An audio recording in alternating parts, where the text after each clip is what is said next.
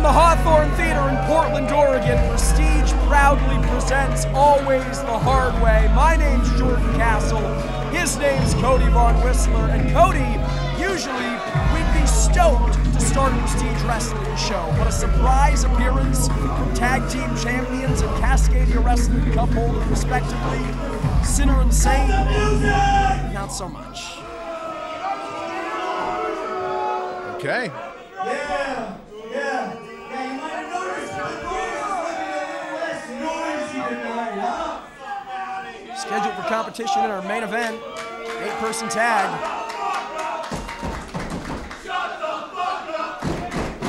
They love the Sweet Boys here in Portland.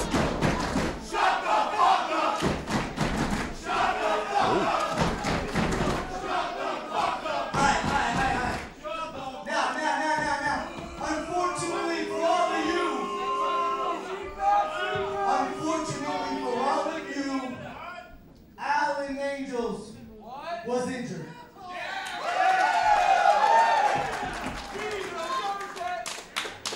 He deserved it.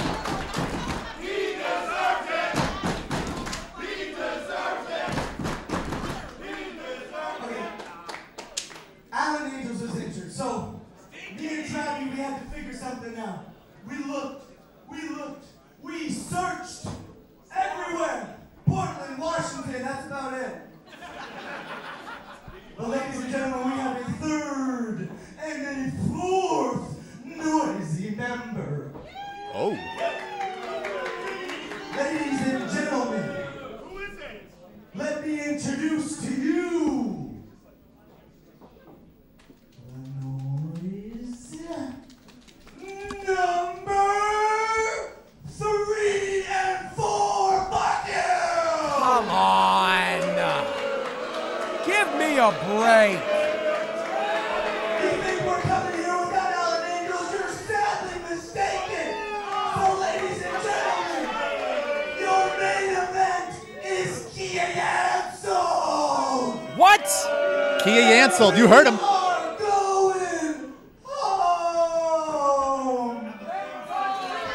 There we go. Well, Cody, usually I'd be thrilled about a lack of the noise, but this is a huge main event for Prestige Wrestling. Card subject to change. Hold on, from the back. Oh. The man who's Sinner and Saint unseated for those tag team titles. Oh, look at the other side of the ring. That is Jaden and Amira. Looks like Sinner and Saint aren't going anywhere. For once, it is Sinner and Saint at the mercy of the numbers game against their scheduled opponents here tonight. Someone get these Sweet Boys out of here. There's nothing sweet about these boys. Whoa. Prestige owner William Quintana. I've been back there listening to this, and I had a feeling this was going to happen. I haven't worked it all out yet, but it came to me very easily back there. I was thinking as I heard you talking, running your mouth, we can come up with another main event tonight. C4's here. Amira and Jaden are here. And as of right now, at least, Sinner and Saint are here. So, how about tonight in the main event? We do C4 versus Amira and Jaden versus Sinner and Saint for the Prestige Wrestling Tag Team Championship. No, you're gonna want to hear this. You're gonna want to hear this because this is where it gets really good. Because I've been watching the bullshit you guys have been doing for years now. It's gonna be no disqualification. Count anywhere in the building. What do you guys think about that? Okay. Johnny, what do you think? No! Of course. See you later!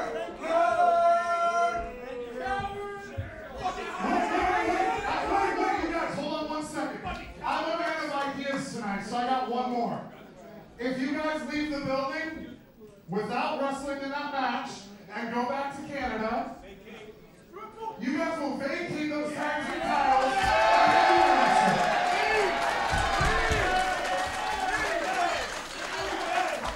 You guys can leave if you want, but you'll lose your tag titles.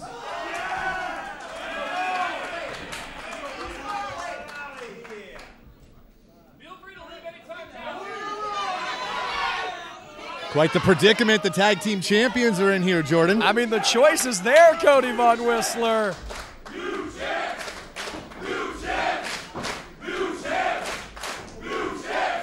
And it seems like they've made it.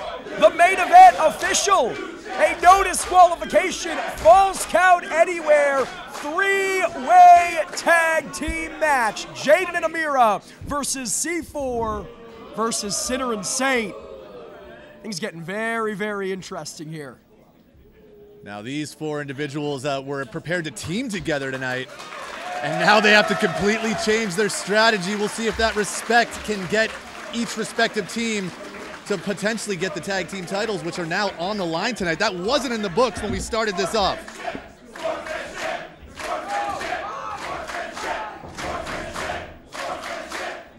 Certainly a healthy dose of sportsmanship, Cody Von Whistler, but tag team gold on the line. Will be interesting to see just how long that lasts.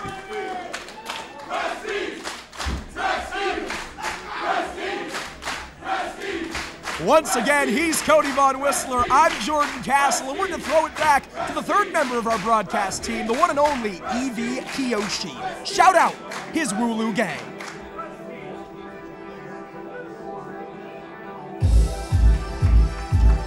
Just as I thought things were getting good again.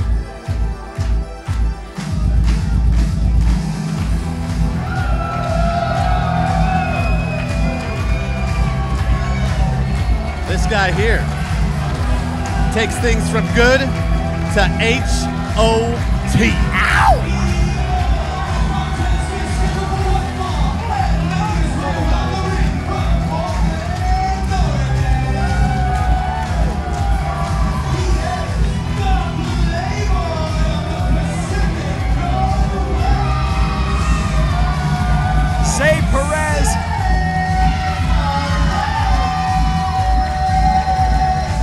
So nice, Evie Kiyoshi had to say it twice. Cody Von Whistler, Zay Perez hot off the upset of the century, defeating Drexel in the first round of the Cascadia Wrestling Cup, his singles debut here in Prestige Wrestling.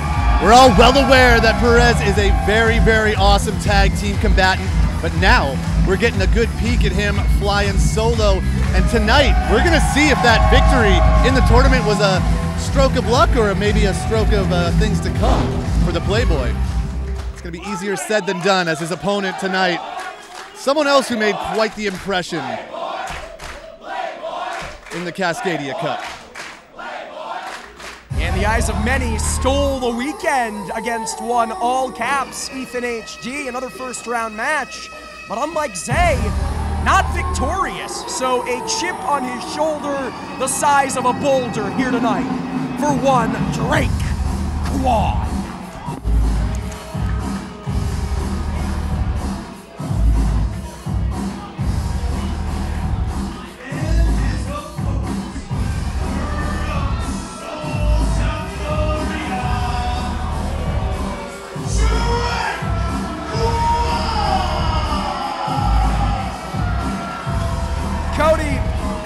Quan always looks mean, he always looks focused, but a different type of stank here tonight. Well, I'll tell you a secret. He is always mean, and he is always focused on being mean. And Zay Perez is about to find that out the hard way as Drake Quan, the Soul Taker, is here in Prestige looking to make an impact.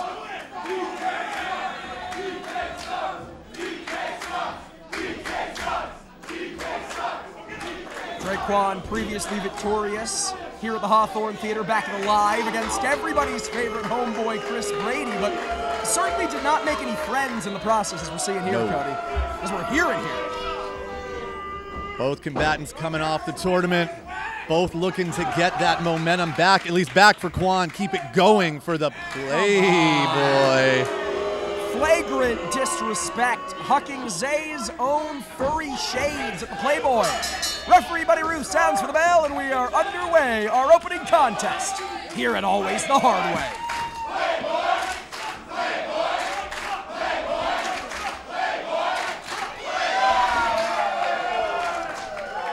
Cody, it's fastly approaching winter here in Portland, Oregon, but it just got hot in here. Not so much for Drake. Not so much. Not the reaction Quan was looking for. Certainly the reaction Perez was looking for, and he's added some serious muscle in recent months. Yeah. Since striking out as a singles wrestler, this guy is on the bulk. He's going to need every single pound of muscle tonight to get through this man right here, as Drake Quan proving to be an immovable object. Yeah, that muscle not serving him well here. Uh-oh. Gives up nearly 50 pounds to Drake Quan, but Zay Perez maybe thinking crucifix driver. Not just yet. Quan too strong, thinking sunset flip. Again, spaghetti legs, but Quan stays on him. Other plans, says Drake Quan as he shoves his opponent to the ropes, but moving quicker than Quan is Perez. No counter roll there. I'm not sure if our camera's caught it here, Cody, but the intent on Drake Quan's eyes was very, very clear. Yeah. As Zay Perez is bobbing and weaving, Drake Quan said, I'm going to hurt you, and I'm going to hurt you very, very bad. Getting out of harm's way is Perez. Behind. Perez all sorts of fired up here with the Hawthorne Theater behind him, maybe looking to fly. Might be one of those get the out of the way moments as Drake Quan gets booted into the front row. And the Playboy's not done, Jordan. It's a bird, it's a plane, it's the Playboy, Tope Suicida. High risk maneuver. Yielding good results for the Playboy here tonight. Zay Perez, a relative newcomer, only a few years.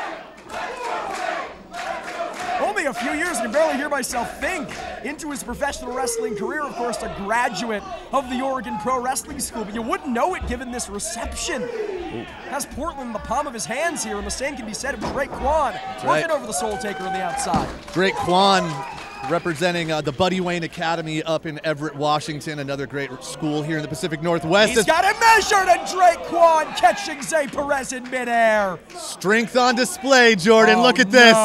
Look at this.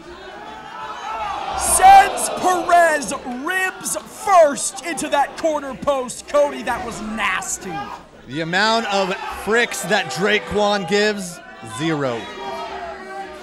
And you hear, you see Drake Quan motioning towards the audience, putting a finger to his ear.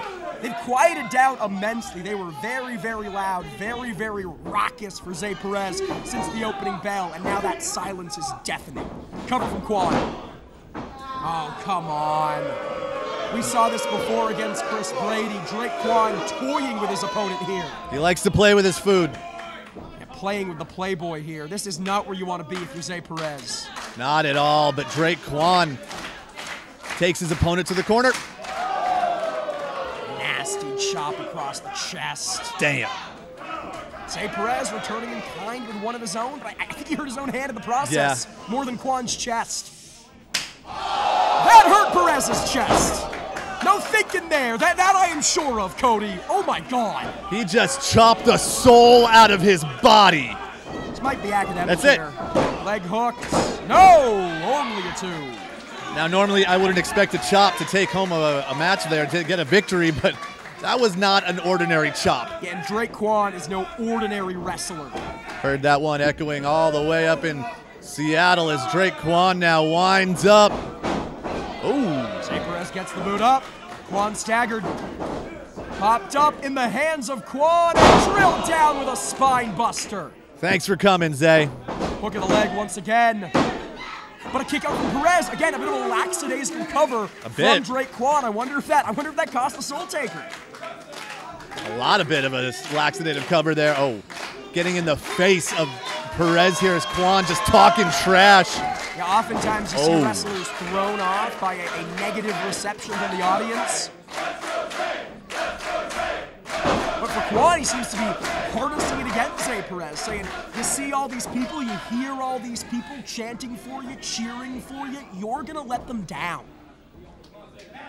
Shoots him off with an Irish whip. Nobody home for that lariat. Wheelbarrow! Nope! Planted by Quan. Dunzo. No, again a lackadaisical cover, and again it costs him, Cody. I think Quan might be underestimating the Playboy here. Listen, I understand. Drake Quan, so much bigger, so much meaner, so much nastier than Zay Perez. But Perez defeated Drexel, a legitimate living legend here in the Pacific Northwest. Quan cannot afford to overlook that. Of course, going to see Drexel in action later on tonight in an unsanctioned fight. Very, very personal score to settle with one Elliot Tyler. Oh, wait, come on. Chop to the upper back, almost the neck area. Oh, no, he wasn't pleased with that one. And I can tell you Zay Perez was not pleased with that one. I don't think anybody was. Certainly Drake Quan. Hurt me just watching. Is Quan now calling for it? He's slid across the throat. Zay Perez, he won't go up. Now he might have no choice. No, manages to use the ropes. Again, looking for that sunset flip. But again, Quan fights his way out. Oh, maybe a little too much fighting. He punched the mat in the process. Zay Perez, bob and weave and finally paying dividends, and now lands the enziguri kick. Tucks the line. Hurricane Rana! Let's go, Playboy! Perhaps a second win for the Playboy. Wheelbarrow! Bulldog! If at first you don't succeed, try again. Portland once again in the corner of the Playboy here, Cody. Nice connection. Rolls through, does Perez. Hits him again. And this kid is heating up. I think Perez might do it here, Cody. I think he's got a real shot. Maybe I spoke too soon. Yeah, he got a real shot to the face. Now it's Zay Perez in the corner, propped up. This is not where you want to be. Frankly, for either of these men, very dangerous territory. No high risk, no high reward, as now Perez fighting for his life from that top rope there. Nasty clubbing blows there from Quan. Hooks him for a superplex, I believe. Not just yet, Jordan. Zay Perez sends him off. Pushes him off, I should say. And now from the top, the Playboy looking to fly once again. Missile shotgun drop kick. He rocked him. Was it lightning in a bottle against Drexel at the Cascadia Wrestling Cup? Or can lightning strike twice? We're about to find out. Zay Perez just laying shots into the Soul Taker. Hey, anything can and will happen in Prestige Wrestling, including the Soul Taker boot directly to the face of Perez. Quan has to capitalize. That's a game ender here. He's given Perez several seconds to recuperate. Jordan, he's not even going for the pin. Instead, he's looking to do more damage. No. Power bomb. Awesome bomb, perhaps. But Perez reverses, shoulders down. He got him.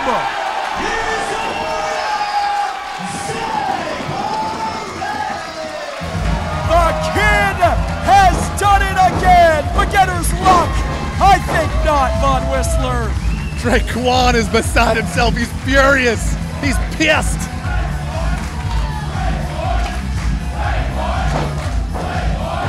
And just like that, Brat Summer has become Brat Fall, has become Brat Winter. Another huge victory for the singles career of one Playboy, Zay Perez. And despondent is the word. Drake Quan in the center of the ring. He's throwing a temper tantrum for all intents and purposes. More singles action on tap. Up next, the debuting Vaughn Vertigo, head-to-head with Casey Ferreira. They love him. They don't. That was only our opening contest. We still have an amazing show coming your way. And Jordan Castle, our main event has officially changed. Prestige! Prestige! Prestige! Prestige! Prestige! Prestige! Wrestling Tag Team titles on the line. Three-way dance. Falls count anywhere, no disqualification. But right now, the V guy looking to make some big waves. His first time here in the Hawthorne Theater.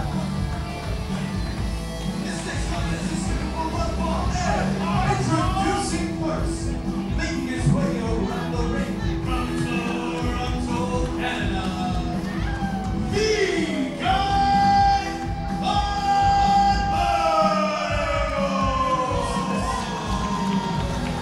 Von Vertigo, a product of Canada, the Great White North, has wrestled there for 11 years, but interestingly, for the past 7 years, has spent his time, split his time, I should say, between Canada and Europe. We've seen him everywhere from England to Germany to Ireland to Scotland to Wales, Denmark, Sweden, Italy, but here in Prestige Wrestling tonight for the very first time. He has a lot to prove, and it's going to be easier said than done, Jordan.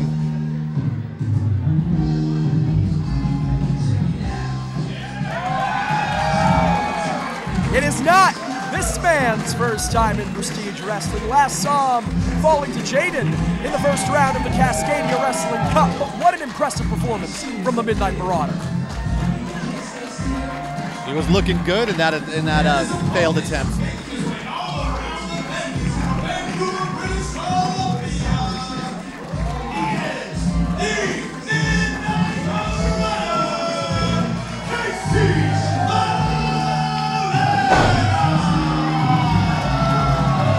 Like you mentioned, he was unable to pick up the victory in the tournament, but damn did he impress everybody in that building that night. That's a guarantee. Unable to pick up any singles victories here in Prestige. Has looked very, very impressive, but has fallen to the likes of Matt Brannigan, of course, Jaden, as we mentioned. Tonight is a real make-or-break moment for Casey Ferreira against a Prestige debutante.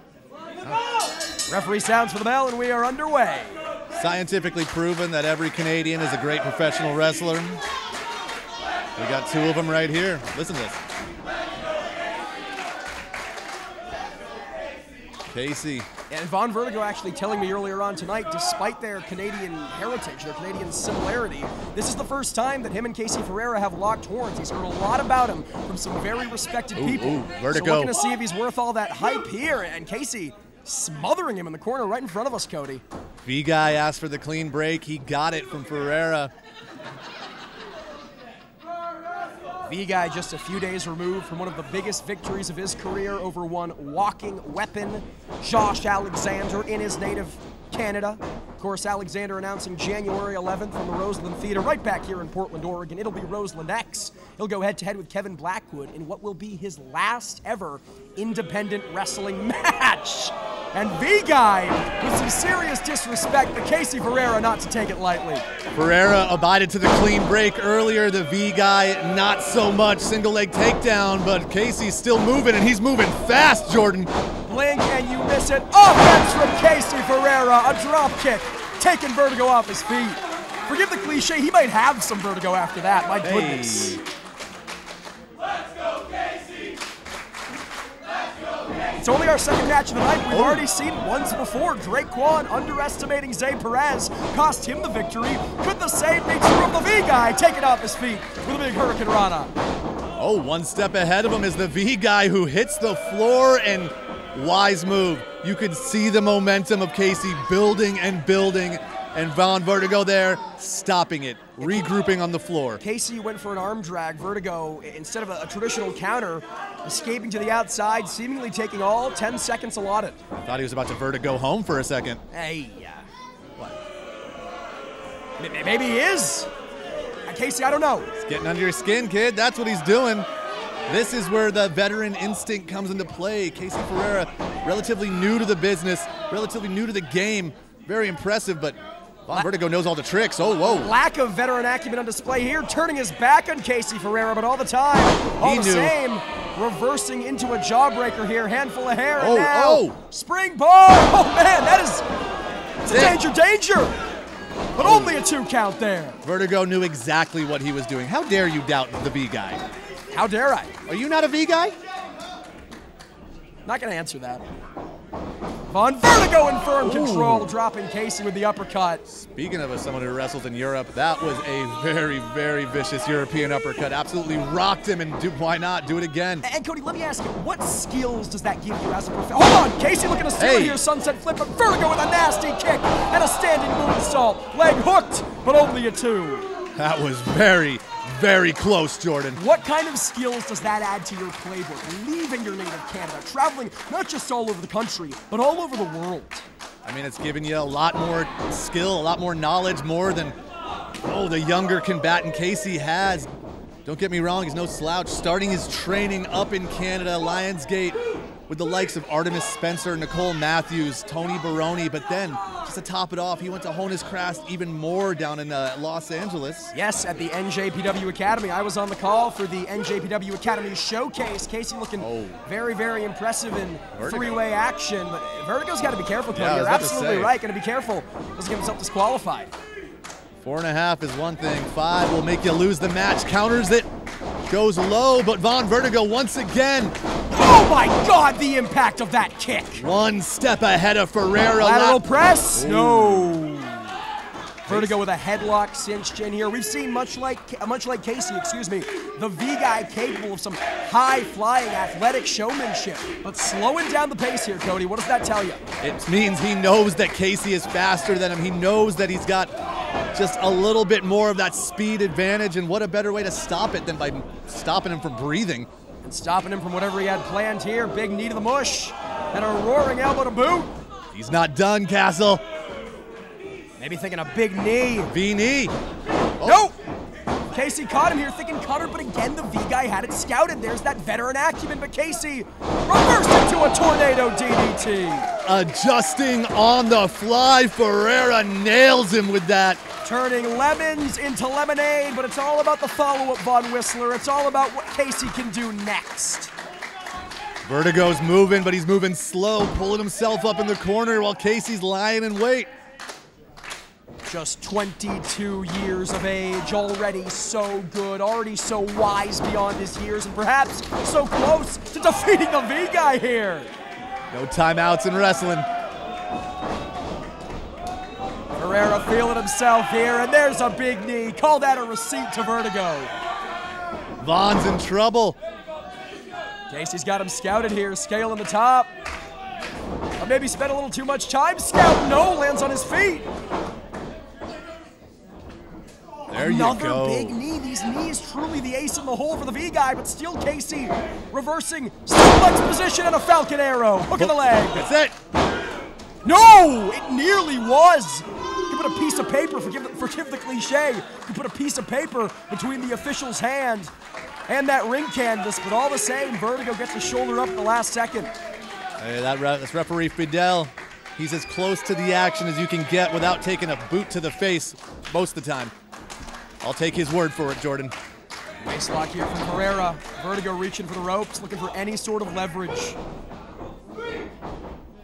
Casey, credit where credit is due. Cody's staying on top of him, but unable to stay on top of this. Thinking O'Connor roll, but Vertigo had it countered. What's he thinking here? Gets him up and over. Was maybe thinking bonus eruptus, but Casey had that scouted again. Back to the waistlock. O'Connor, shoulders up. Small package. No.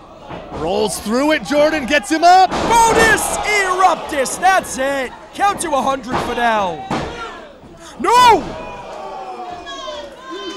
At the last second possible, Casey got the shoulder up.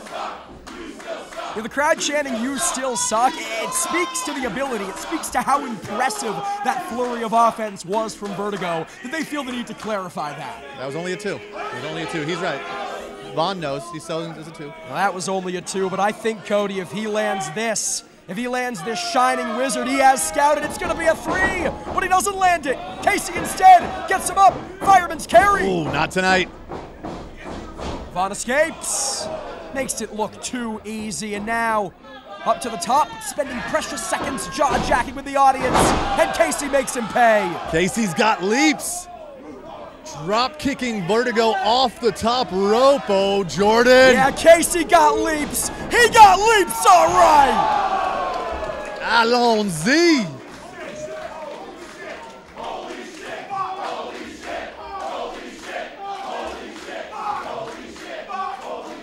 No shortage of fan-friendly wrestling here in the Hawthorne Theater. But I said it to Vertigo moments ago, I'll say it to Casey now. Gotta stay on top of the man, gotta get him back in the ring and go for the cover. Both combatants moving, but moving kind of slow, not surprising after that huge dive by Ferreira. And Cody, if you're Casey, what's your next move? What's the proverbial killing blow here? Hey, if getting high got some good results right there, why not keep it going? Why not fly a little bit more here in the Hawthorne? Was thinking double stomp, but no water in the pool. Vertigo. Dragon suplex perhaps, but Casey with a snapmare. Big shot to the face. Vertigo one of his own, and these two high flyers just trading blows in the center here.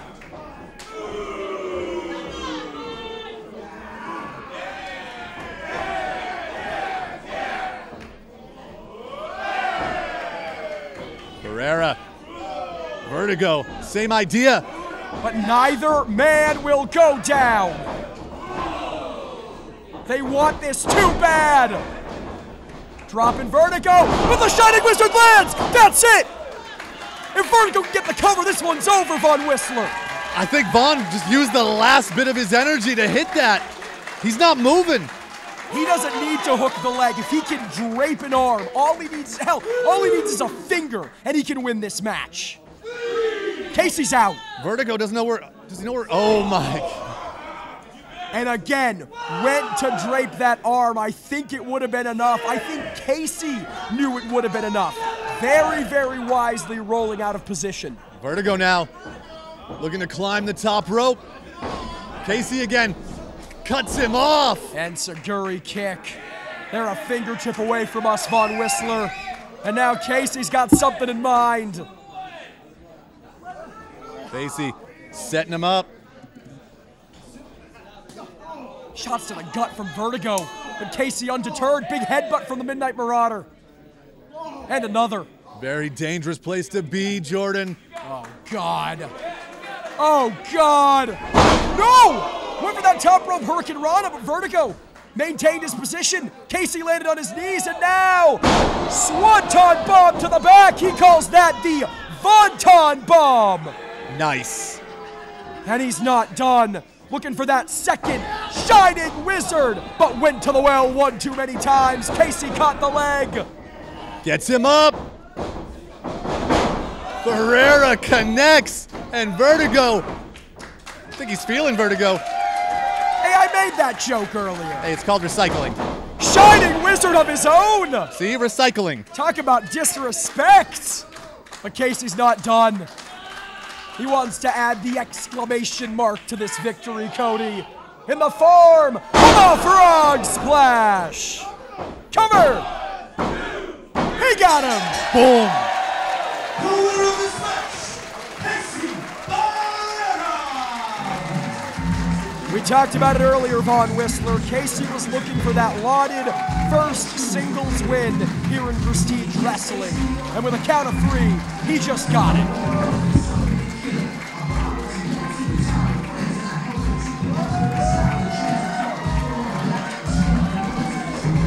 This young lion will be roaring tonight.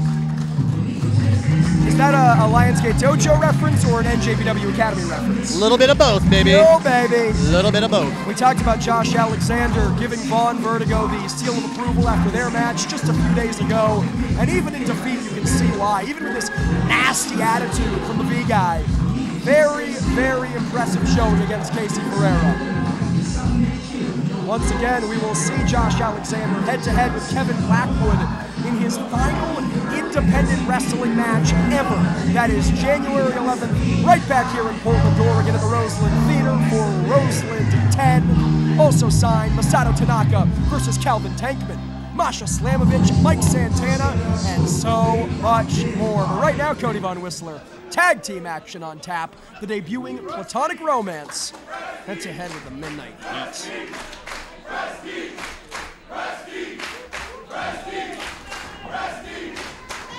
Got ourselves a ring announcer, and we got ourselves a stupid, sexy referee. Heyo.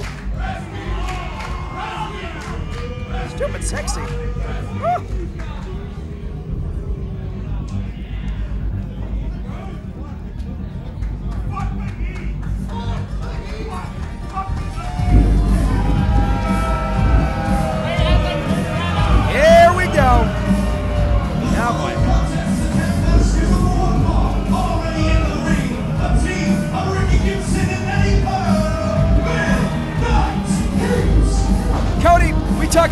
trash about the Midnight Heat, and dare I say, they bring it on themselves with their cheating ways and their nasty egos. However, that being said, back at Roseland 9, with less than 48 hours to prepare, they defeated one of the greatest tag teams of the modern era in SCU. That cannot be overlooked. We've said it a billion times, we'll say it again. That's one of the main reasons that these guys absolutely just grind our gears. They're so good. They're such a great tag team. They don't need the chicanery. But they got it. And they got a busy night ahead of them. Okay. In the form of Richie Coy at the bottom of your screen, Damien Desire at the top. They are Platonic Romance.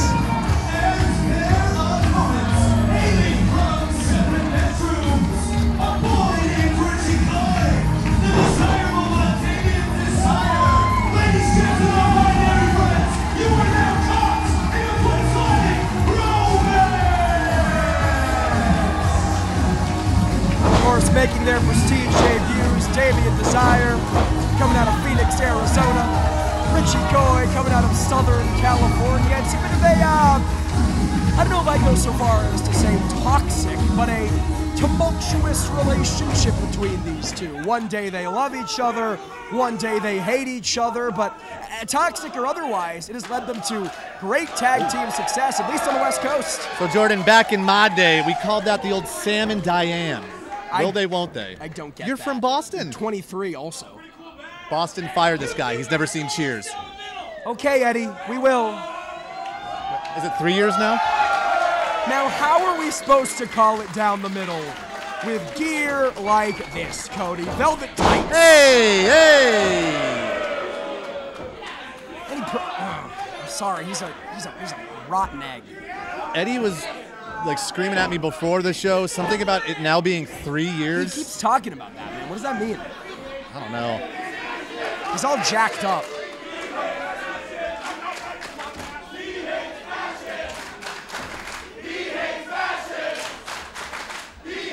That is true, Cody. If you've ever seen Eddie Pearl outside of the wrestling ring, he indeed does hate fashion. Talking about SCU, Frankie Kazarian, and Scorpio Sky. Look at this. I love. Or whatever this situationship is. Now, is that a choice starting things off here? Richie Coy head-to-head with Eddie Pearl to get things kicked off. We talked about SCU, Frankie Kazarian, and Scorpio Sky, the big victory back at Roseland 9. But that is just the tip of the iceberg in terms of the recent success of the Midnight Heat. Wins over Bad Magic, Flamin' Aces 2.0, the Workhorsemen, Dirty Breeze, all this year alone. Adorable. Richie Coy with some mind games here. Looking very, very precious themselves. Control of the leg, waist lock now. Jockeying for position. Pearl has one of his own locked in.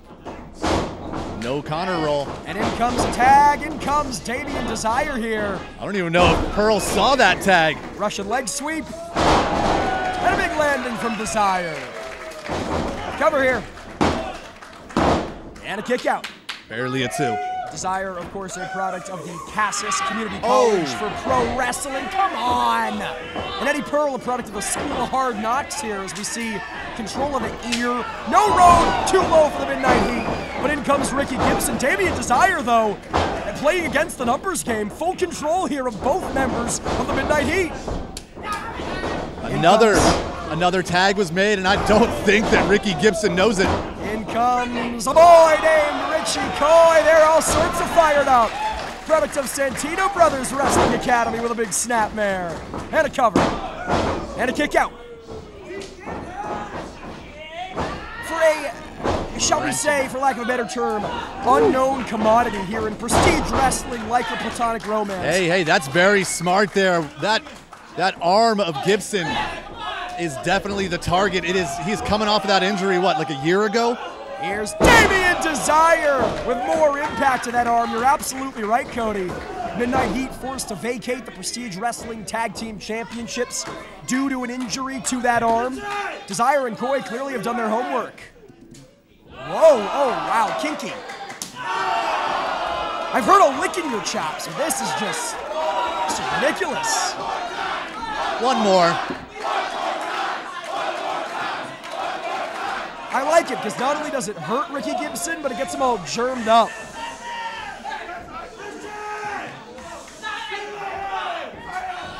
It's not sanitary, but it is awesome. Eddie Pearl saying that this is perverse, and you know, for once in my life, I can't disagree. Pearl looking for the blind tag, unable to reach his partner there as Ricky Gibson is in trouble, and it's very rare that you see the Heat in trouble in a tag team matchup. Hey, and that's why. Desperate times call for desperate measures. This has been all platonic romance, and as we've seen time and time again, Midnight Heat cheating their way to the upper hand. Referee Devin Campbell didn't see any of that double team, and now Gibson working over Coy. Somebody's got to get Devin some glasses. Somebody's got to get Devin a brain check.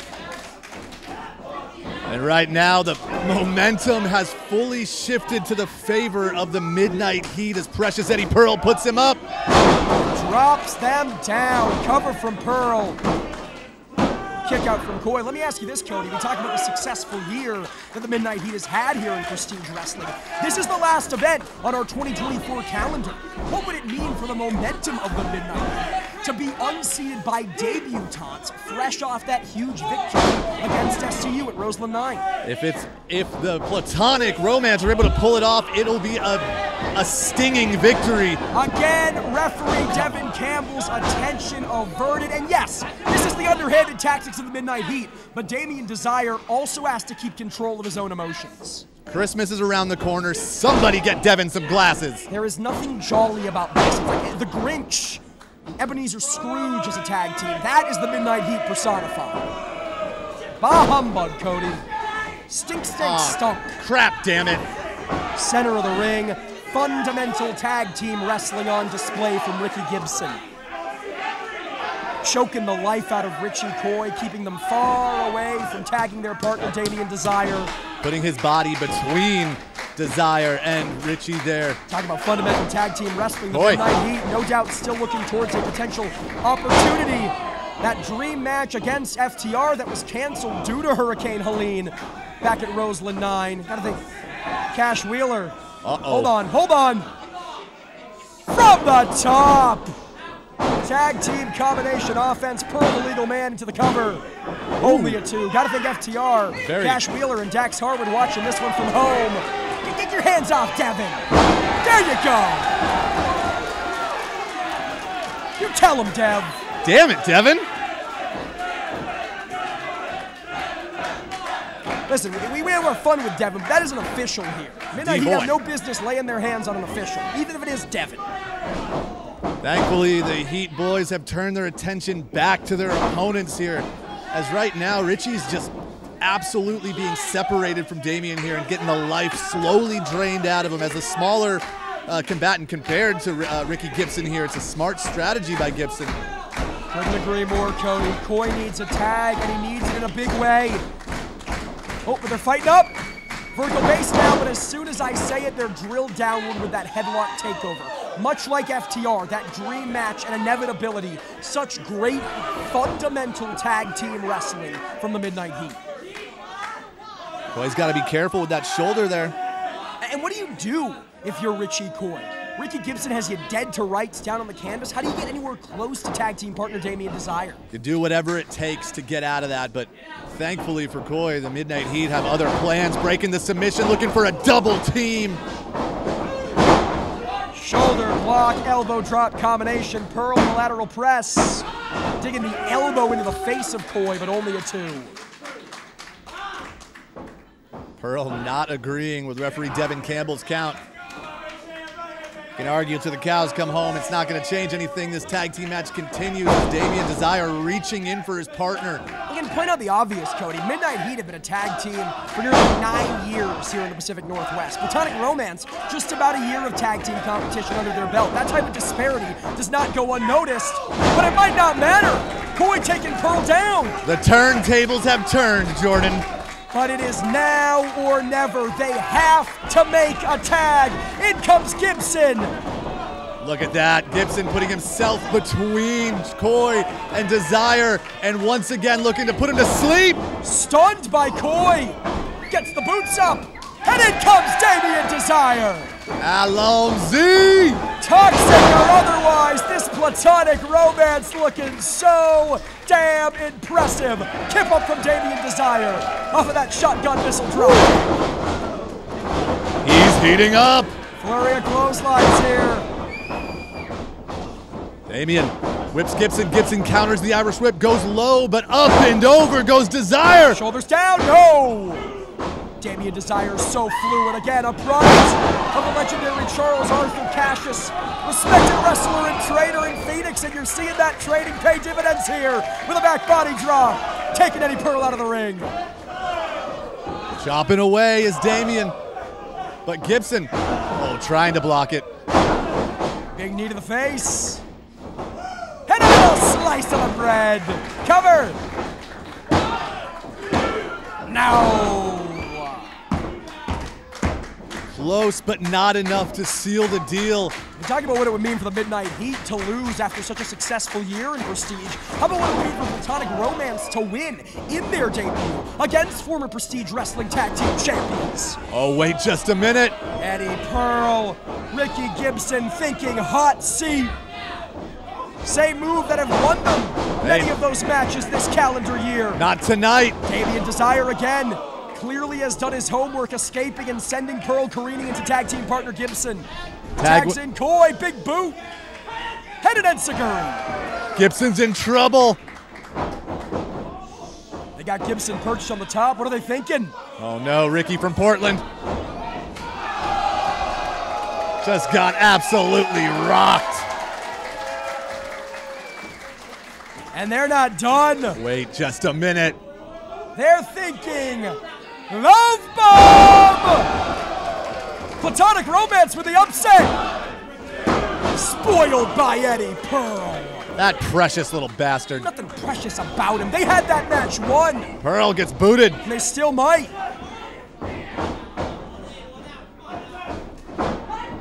Atomic drop. More like a platonic drop. Wait! Thinking heartbreak attack, but Eddie Pearl grabbed the rope, and now Midnight Ride. Oh, come on.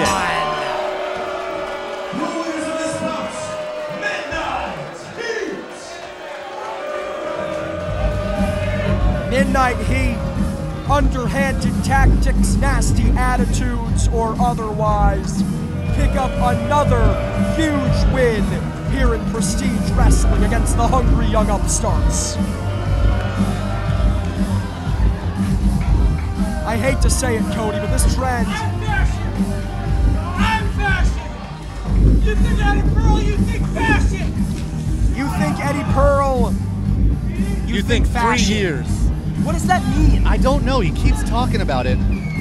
But Eddie Pearl screaming that he is fashion, unable to pick up the W, but definitely made a home in the hearts of the Prestige faithful.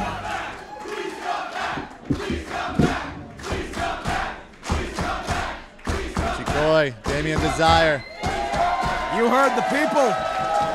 It was their first time. Something tells me it won't be the last.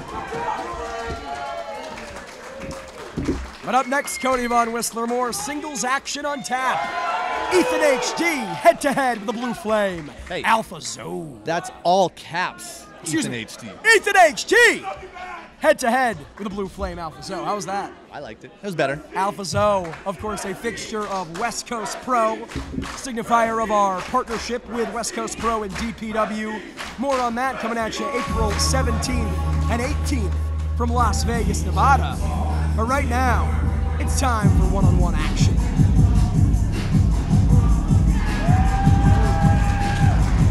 Of course, last saw Alpha Zoe and Prestige Wrestling unsuccessful in three-way dance action at Roseland 9.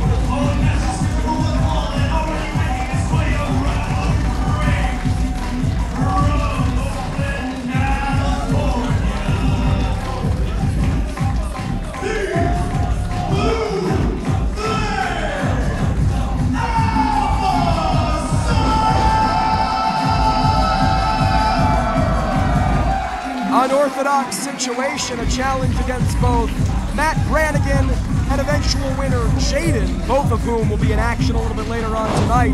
But Alpha Zo definitely with something to prove after that loss, Cody. You're not wrong, but the same can be said for his opponent tonight. Yeah, talk about that partnership with West Coast Pro and DPW. It was Zo's opponent, this man, all caps, challenging one Adam Priest, unsuccessful in pursuit of the DPW National Championship.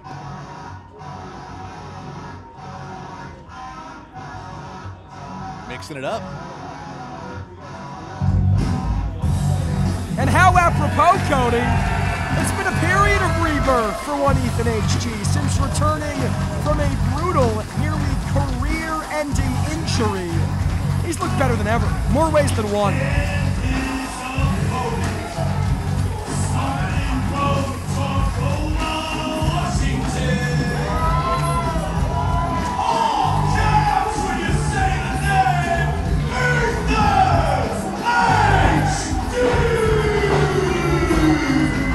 Talked earlier on tonight about Drake Kwong's arguable weekend stealer in round 1 of the Cascadia Wrestling Cup. Who was that against, Cody? Who defeated the Soul Taker? This man right here, all caps, Ethan HD. He also goes by all cats, Ethan HD. I don't think so. He has a very sweet Oreo kitty.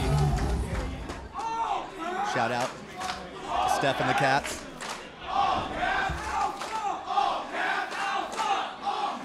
Nevertheless, both Ethan HG and Alpha Zo with something to prove tonight after succumbing to defeat at Roseland 9. Bell sounds and we are under the way. Cody, we put you in the hot seat, my friend. Who do you give the edge to? I hate to play favorites, but Ethan HD and Nate Me go back quite some time. I've called a lot of his matches. You love to play favorites. Yeah, you're... Both these guys, see? I love them both. The crowd does not love to play favorites, but excuse me. I have a little bit more experience calling Ethan HD matches. I think the favor, for my opinion, is going in Ethan HD, but maybe I'm wrong here. Is Alpha Zo looking to wrench the arm of Ethan HD in a way it's not supposed to go? Stomping the foot of Ethan HD here, regains control of that arm. Once again, Alpha Zo, a fixture of West Coast Pro. Previously picked up a huge victory against former Prestige Wrestling World Champion and current WWE Tag Team Champion Alex Shelley as part of our first collaboration with DPW and West Coast Pro. That was Untouchable in San Francisco, California. Hoping to parlay that momentum here tonight in Portland against Ethan HD. These two guys still really jockeying for position here. No one's really gotten the advantage. Nice chain wrestling, taking Ethan down to the mat with that side headlock takeover. Now HD has to watch those shoulders. Again, it is fundamental, but it's fundamental for a reason, Cody. Talking about the shoulders, no. Ethan HD trying to get Alpha Zo down, but Zo just too strong, Zo just too big. This is the predicament you're in when you're locked in this side headlock. You can lean up, get your shoulders off the mat, but it allows your opponent to wrench the submission in even more. Thankfully, Ethan HD had it countered. And likewise, Zo got to be careful of his own shoulders here with the head scissors cinched in on the neck. Same predicament, different hold. Here we go. Look at the intensity in the face of Alpha Zo. So calm, so collected here, Cody. Ah, one for flinching, eh?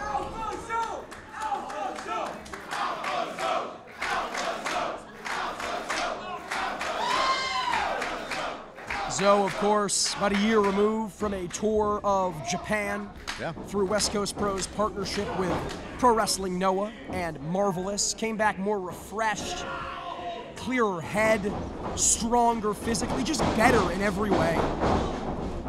HD, though, a world traveler in his own right here. This time traveling down to the canvas, taking Zo with him with a combination of arm drags, and both men with the same idea.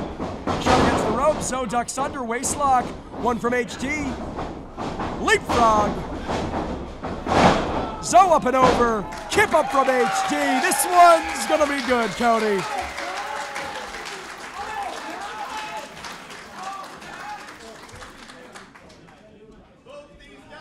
Wow. The respect. But dare I say, Cody, when you respect someone, you're gonna hit him even harder. You're not gonna pull your punches with someone you respect as much as HG does Zoe, and vice versa. Case in point.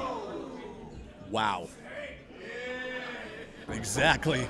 Zoe proud of himself after that one. I don't blame him now, just laying into Ethan HD in the corner. Irish whip. HG up and over, lands on his feet. Caught in, no, I thought he was caught instead. Frankensteiner off the ropes. PK. Wait for it. And a standing moonsault makes it look too easy. Hook and a leg, but only a 2.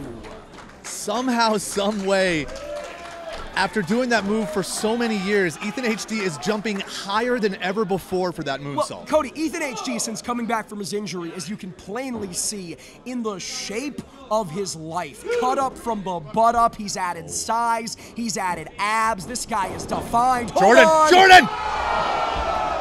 And that is why. Makes it look too easy, and Granadog with a little pet for good measure. Effective and adorable. He's just a good boy.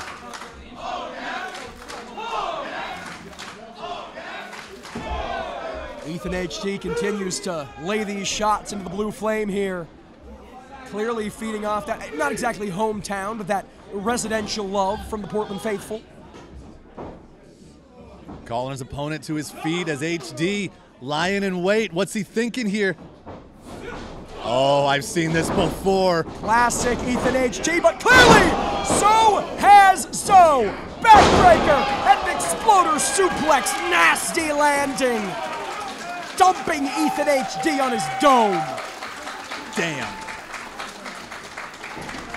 Just like that, the tide turns. Cover, but a kick out from HG.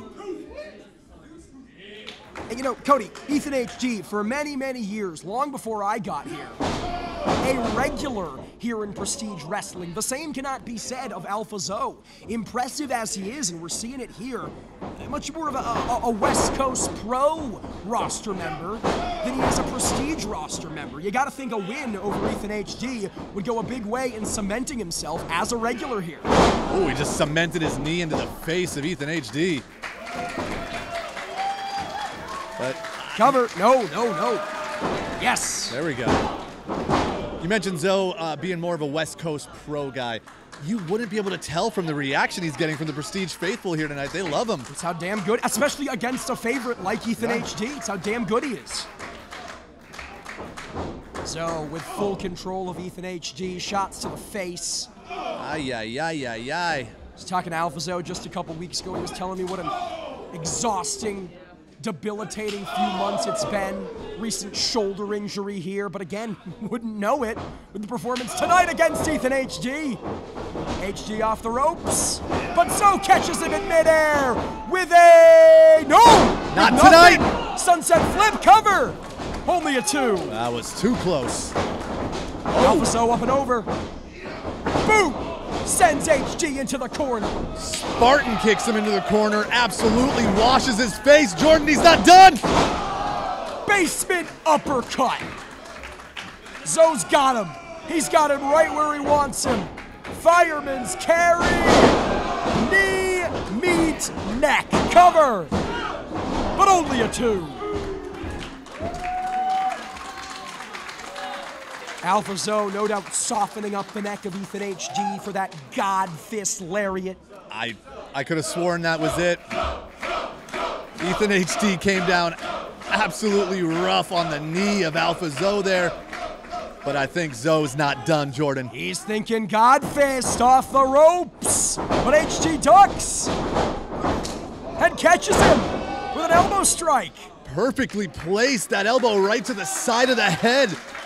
And Zoe is absolutely rocked. Of course, Masato Tanaka scheduled for competition in his Prestige debut January 11th from the Hawthorne Theater against one Calvin Tankman. Ethan HG has made no bones about it on social media. What an inspiration the hardcore, strong style stylings of Tanaka are. And if at first you don't succeed, Cody Von Whistler, try again. He's heating up. Toasty! And perhaps the owner of Destiny City Comics in Tacoma, Washington. Looking for it. Thinking Destiny. He ain't done. Puts him up. Fireman's carry straight to DVD. Cover. No. And right on top of it, Ethan HG, no wasted motion. Didn't waste, any seconds jaw-jacking with the referee or making faces right on top of AlphaZo into the crossface here. And AlphaZo's in trouble. Reaching for that bottom rope. He's so close, but very, very far away. Yeah, inches feel like miles here, Cody Von Whistler. And Ethan HD saw him getting close to the ropes, decided to add some stank to it with some forearms to the face. But Wait we a talked minute. about it earlier, shoulders of Ethan HG down, Zo reversing the momentum, and it almost cost HG. Caught him, did Zo, puts him up. Ethan HD fighting for his life. Again, in the best shape of his life, bigger than ever, and using that size here. Ducks it again, Ethan HD. Disaster kick! And it may spell disaster for AlphaZo. Beautiful disaster. Nothing beautiful about this. Not for Ethan HD. This far into the match, and these guys still have each other scouted, at least for the most part. Welcome to Oakland! No! We're in Portland, baby! PN Dub.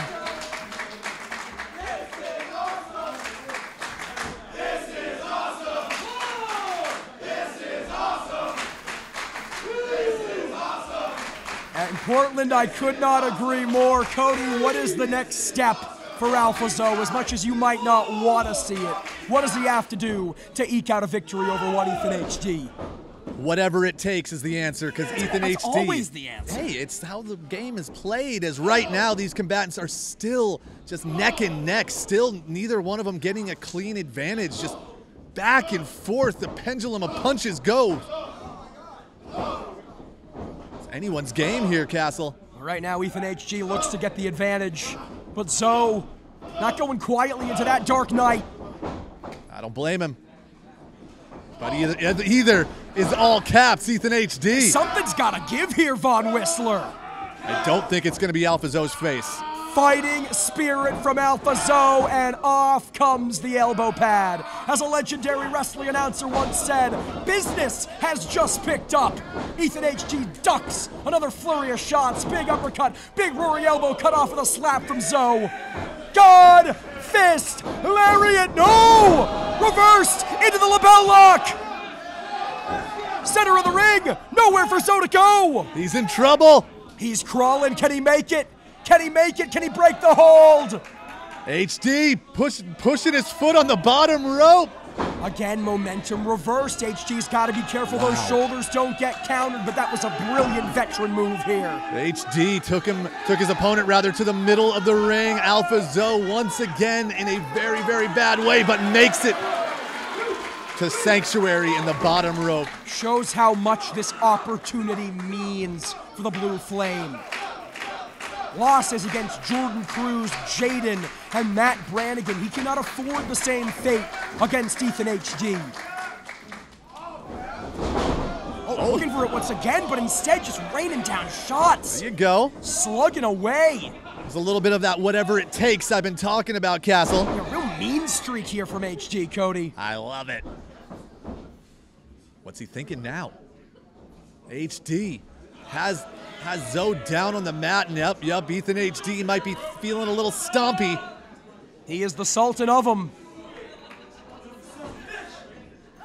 Not mincing words is Ethan HG. He's got him locked. He's got him loaded, but nobody home.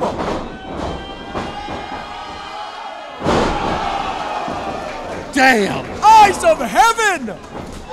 God fist lariat cover! Oh my God!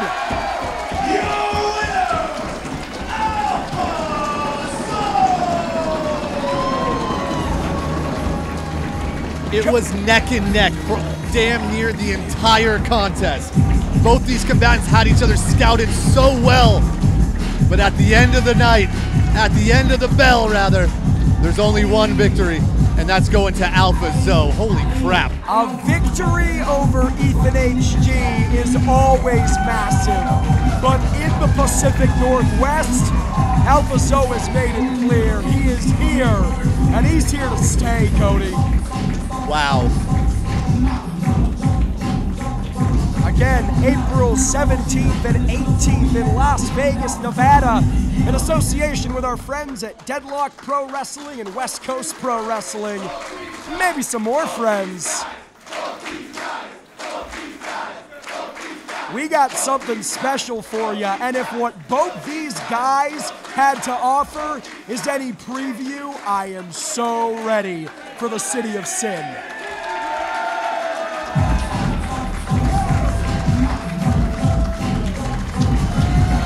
A healthy dose of respect between these two warriors, Cody Von Whistler. Something You love to see it. You do, but something tells me that goes out the window. There's a little good game there as well. There was a little mess. Something tells me, Cody, you're ruining my segue, man. Something tells me that goodwill, that respect, that sportsmanship, it goes out the window right now, as up next, we get ourselves an unsanctioned fight partner. My body is ready, but I don't know if the same could be said for Elliot Tyler. He has been a little bit more than a thorn in the side of Drexel over the last few months, and tonight, it looks like Drexel's gonna get some revenge. Yeah, spoiling Drexel's attempted retirement back at Roseland 9. Be careful what you wish for, Elliot, because you just might get it. I've said it once, I'll say it a billion times. Never in the history of professional wrestling has a song fit a combatant so well. Look at him.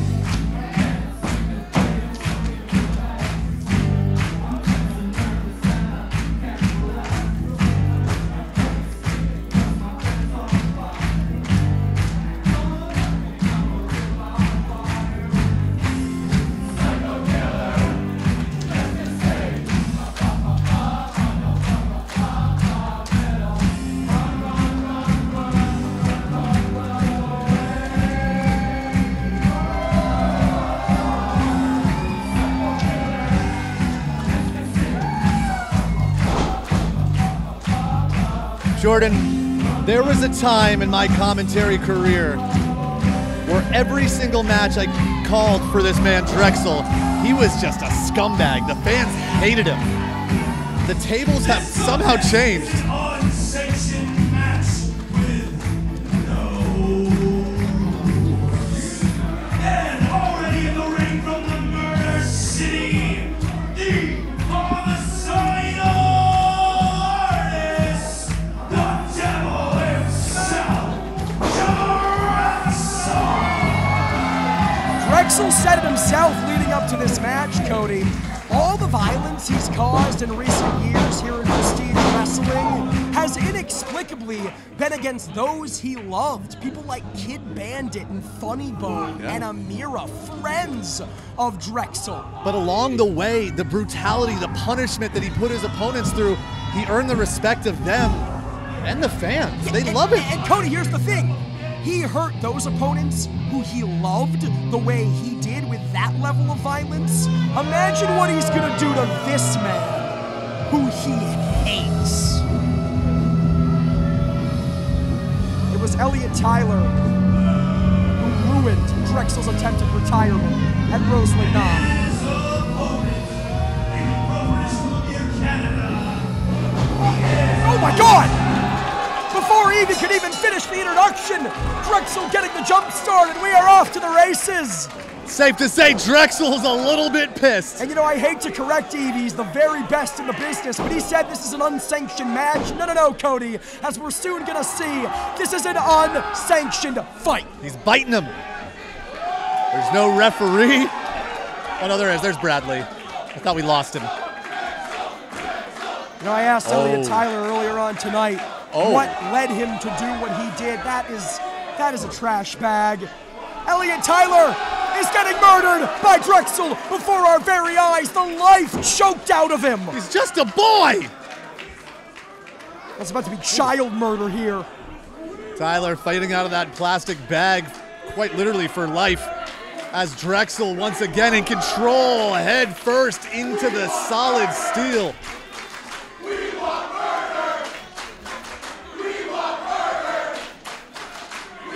Ask and you shall receive, Prestige faithful. I talked to Elliot Tyler earlier on tonight. I asked for him to further expound on his intentions, what led us to this point. And he said that in his mind, Drexel doesn't appreciate the spot he has. And I know Elliot doesn't appreciate the spot he's in right now. But he said that Drexel represents complacency and comfortability. Again, Elliot not looking very comfortable right now. Let me ask you this, Cody. Does anything of what we're seeing here look complacent from Drexel? Does he look comfortable with his spot as he lays the violence into Elliot Tyler? I mean, he always looks a little bit comfortable when he's attempting to murder somebody. It's his natural habitat. I don't know if you caught the... Oh, come on. Oh, that's not going to work. I got the bottom rope.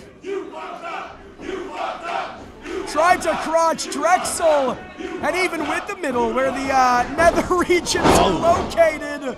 Insiguri delivered directly to the side of the head.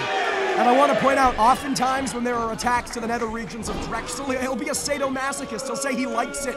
He'll start licking his lips and rubbing his nipples. Ooh. That is not the case here tonight. He stared daggers through Elliot Tyler. There's no fun-loving, there's no artistry here tonight from the homicidal artist. Raking the eyes, Tyler, but it's all legal. And Tyler, no slouch in his own right, no stranger to hardcore or deathmatch situations.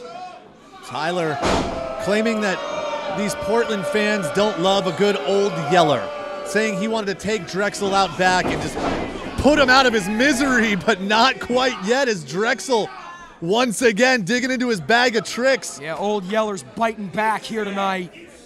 A sadistic bag of tricks. Oh no! That is a staple gun to the twig and berries of Elliot Tyler. Oh. Oh, excuse me, not a staple gun. Those are pliers, Cody. Those are pliers, Cody. And now we're gonna rip the man's ear off. Extremity is safe as Drexel. Elliot Tyler said he couldn't stand to hear any more of what Drexel had to say at Roseland 9. Once Drexel's done with him here tonight, he's not going to hear it all. Oh my God! Jesus Christ!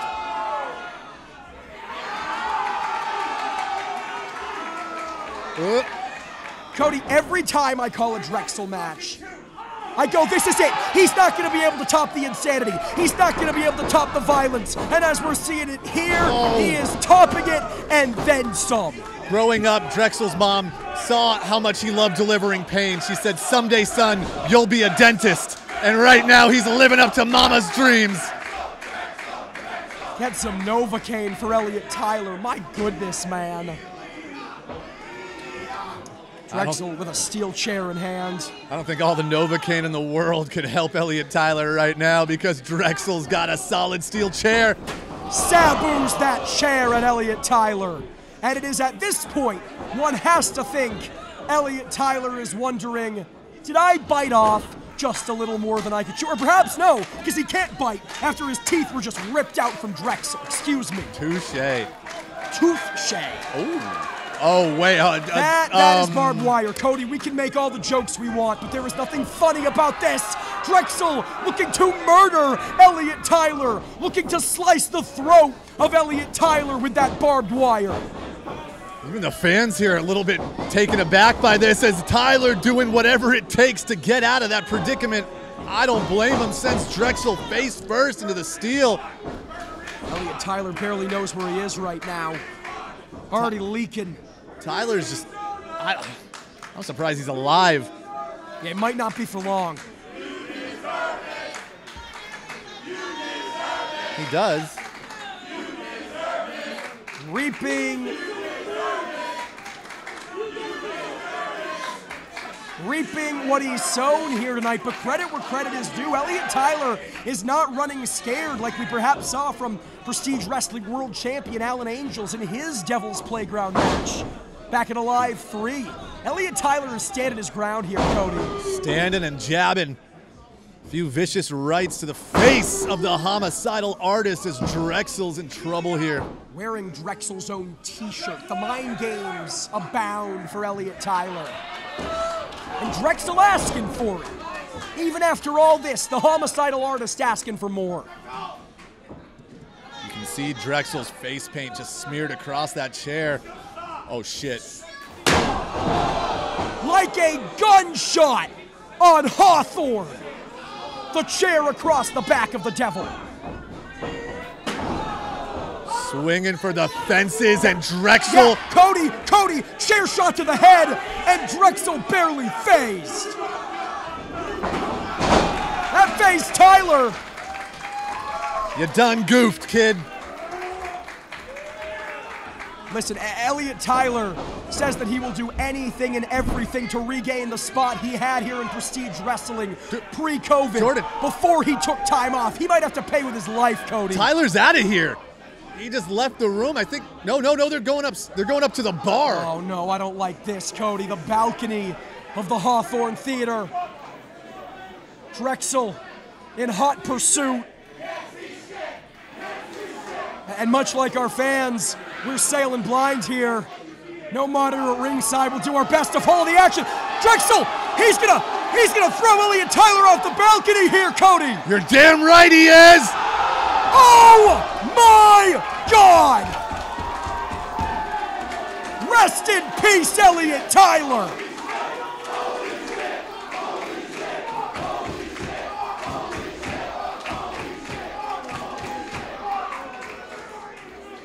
Holy shit, fuck is right. I think E.T. is dead. Cody, that was a horrific landing for Elliot Tyler.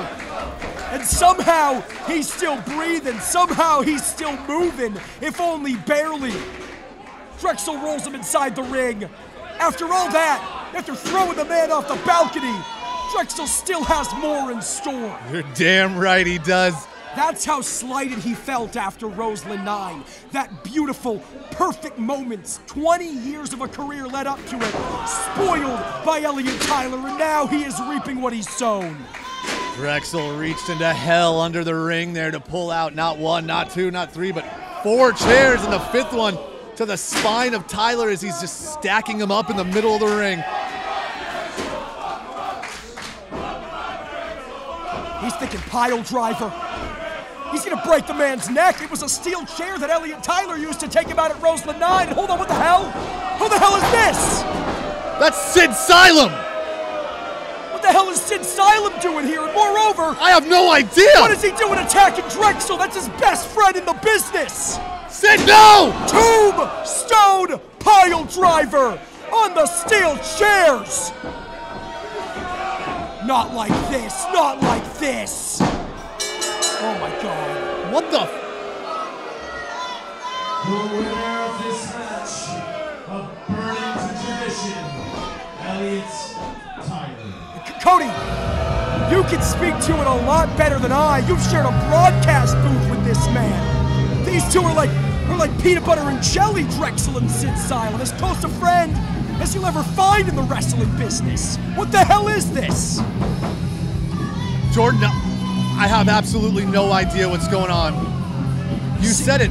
Sid Silem and Drexel are damn near best friends. While Silem was out, retired for a long time, he was my broadcast partner in DOA. Drexel gave him that spot, gave him something to do, but tonight, tonight, he didn't give. Tonight, Cody, he took. A moment of revenge, a moment of closure for Drexel. And his supposed friend stole it from him. Drexel says, cut the music.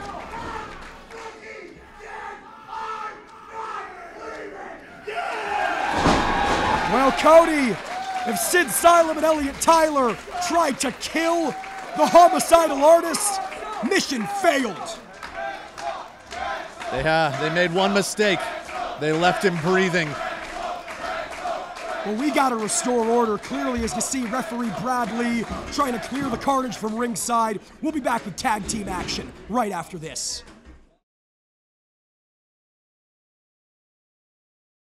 Prestige! Prestige! Prestige! Prestige! Prestige! Prestige! Prestige! Prestige! Prestige! Prestige! Prestige! Prestige! Prestige! Back up in your business from another intermission.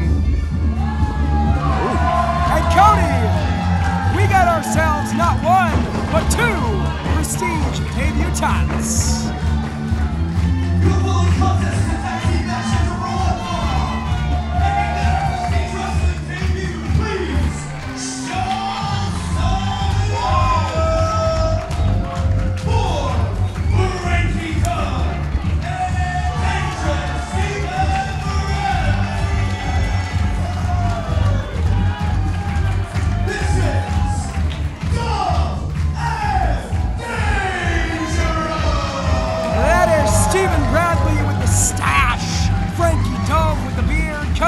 What can you tell me about these two Oregon Pro Wrestling School graduates? Listen to this reaction, that should say it all. I've had the pleasure of calling a number of matches for Dove and Dangerous. As the bass is shaking our commentary table here tonight, maybe that's a sign of things to come for our second half. Stephen Bradley rocking some new tassels. Yeah, it's not going to be speakers.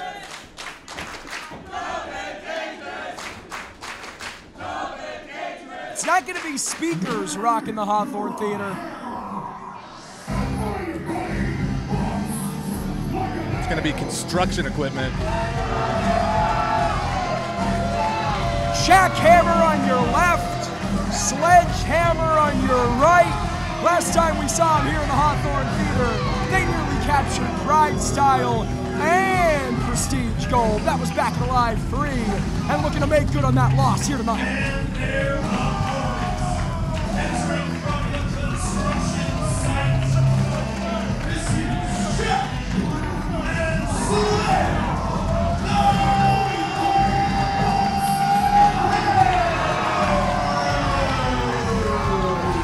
And Cody, I'm not sure if you saw this, but the proverbial internet being broken by Jack and Sledgehammer with their recent YouTube release, Dove and Dangerous dubbed over. Yeah, I saw it was posted at 6:30 this morning. That's the one. Yeah, but is it Dove and Dangerous dubbing it over? No, it's what they wanted to say. In the Oh, okay. Yeah. Prestige Wrestling, it's hammer time!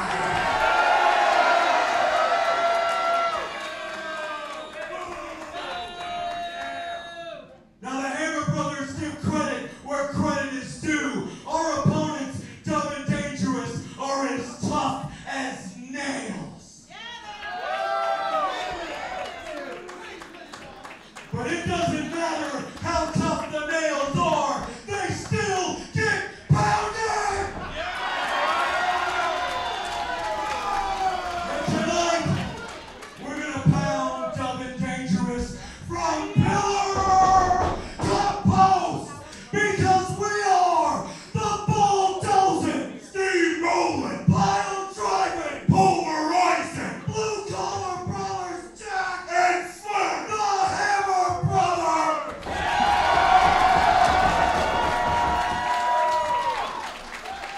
And when you're a hammer, everybody looks like an egg! The tag team division, the best it has ever been here in Prestige Wrestling. Earlier on tonight, we saw the Midnight Heat pick up a big duke over Platonic Romance. Oh, yeah. In our main event.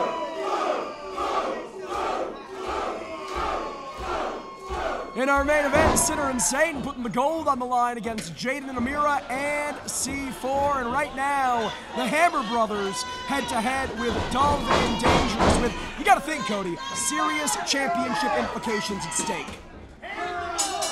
Referee Bradley signals for the bell and we are underway. Frankie Dove starting things off with Jackhammer.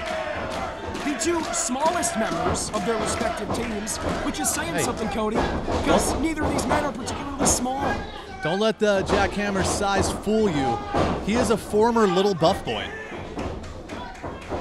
Into the ropes goes Jackhammer, and a nice shoulder block sends Frankie down, but Dove's still moving. Off the Sidesteps. ropes. Got him slipping.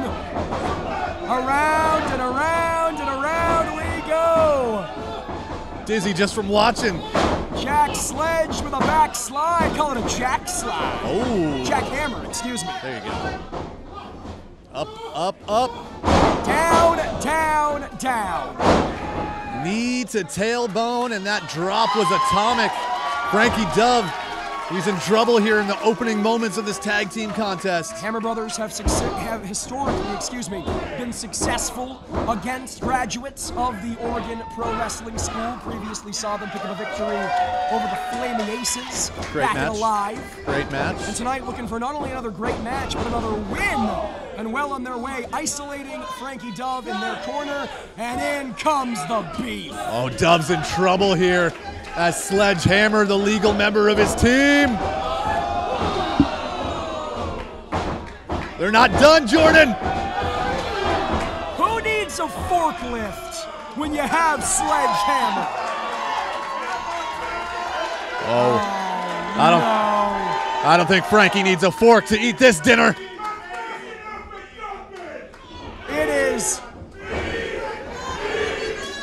It is cake on the menu for one Frankie Dove. And nothing nutritious about that. That's how you get pink eye. In comes Jackhammer. Once again, frequent tags, the name of the game. Two blue-collar boys from the construction site to the wrestling ring. And what a transition they made, Cody. Covered. But only a 2. Ooh, barely a 2 there. You got to give credit to Frankie Dove, a very tough individual. Frankie Dove not only brought up the Oregon Pro Wrestling School, also previously trained under one Dr. Luther, another Pacific Northwest legend. It was telling me earlier on tonight that for all intents and purposes, this is the dance. He's been a ring crew of prestige wrestling shows since the Casino Ballroom days. Bradley's in now. And the same can be said of one Stephen Bradley. He told me being a part of prestige wrestling has been a goal since I started wrestling. We will not take the biggest opportunity of our career lightly, and clearly those a lot more than words. Got him up, got him down. Big slam by Bradley. But only a 2. Bradley, a big man. Stephen Bradley, not referee Bradley. No, Bradley and Stephen Bradley. It's going to be complicated.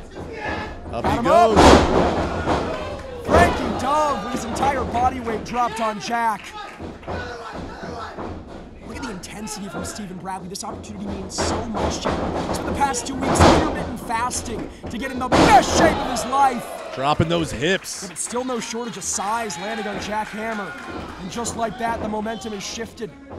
Bradley, a legitimate Olympic powerlifter, an Old Spice model, a true jack of all trades. And in comes tag partner Frankie Dove, basement dropkick. I thought Jack was the other guy. No. So that's Jackhammer. Okay. In the ring with Frankie Dove. Up he goes. Acid drop. Bull. A whole lot of bull. Is it going to be enough? No. Construction workers taking acid. That feels like the start of a bad joke. I like it.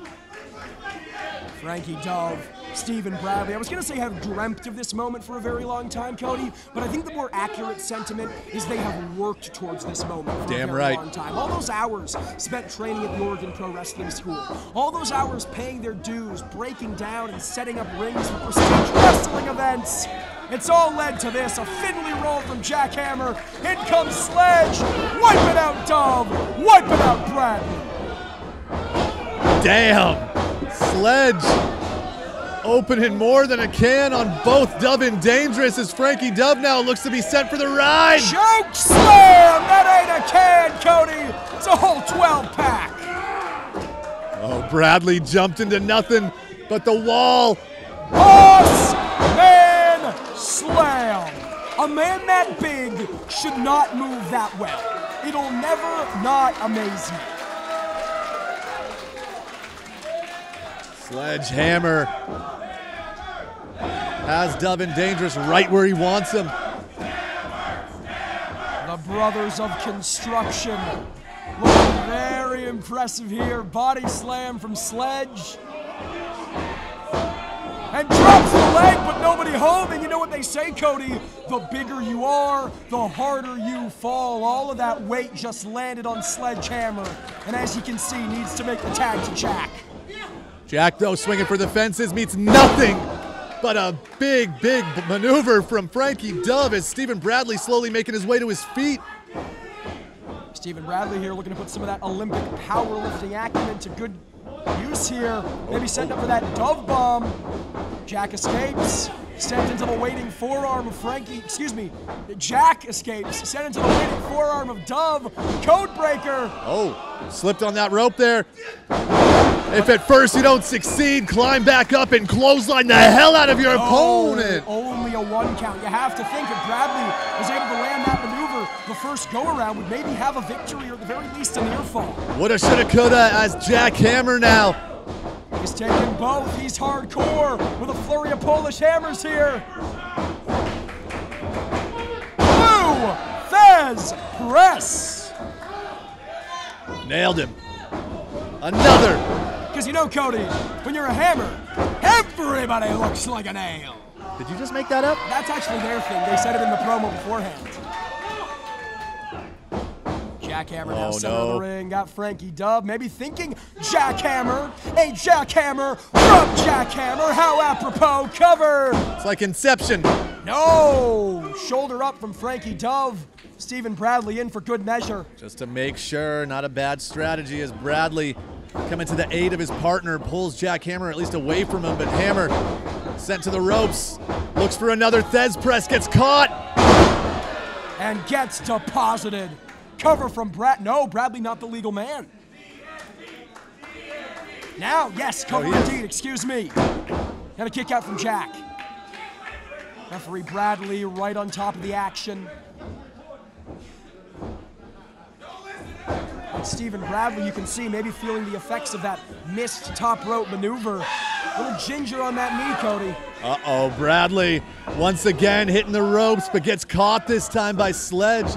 On the opposite corner, Frankie Dove. Top rope of his own, also caught by Sledge. You can't say they don't work in tandem. Wait a minute. Diving shoulder block, wiping out opponent and tag partner alike. It's not often that you see Sledgehammer go down like that. Right now, it's any team's game.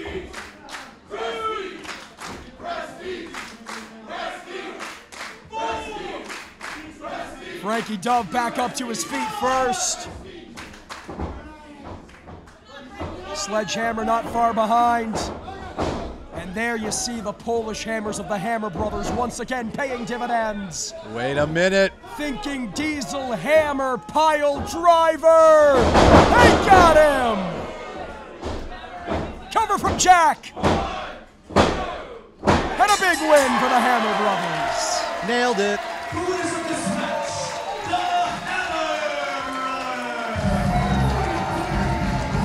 For the second time in the Hawthorne Theater, the Hammer Brothers get the Duke on a couple of Oregon Pro Wrestling School graduates.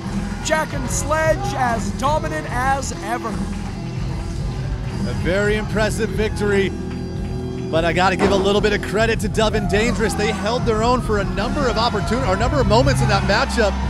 They were bringing it back. They were delivering as hard as they were taking it. Very, very impressive performance from Dove and Dangerous.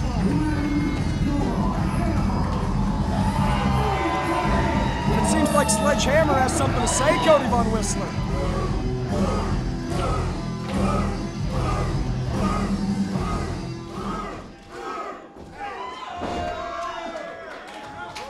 That's one hell of a tag team. Give it up for Dove and Dangerous.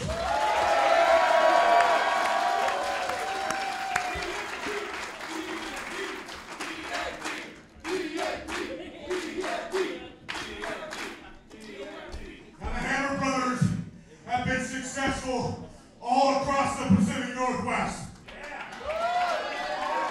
So we are going to take the momentum of tonight's win into the new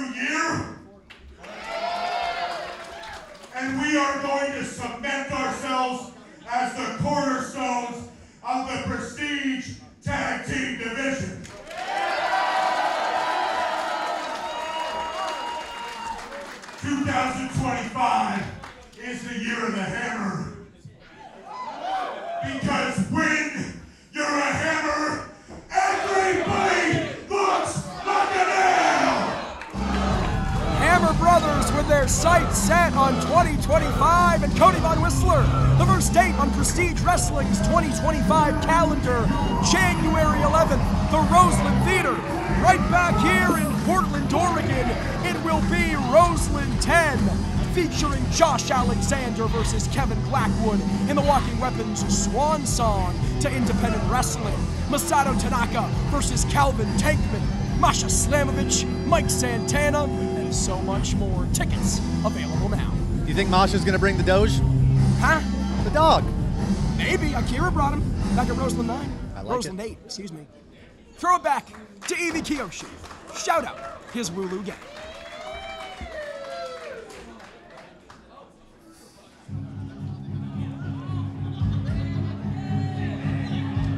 It's a dog-friendly show. This guy right here is proof.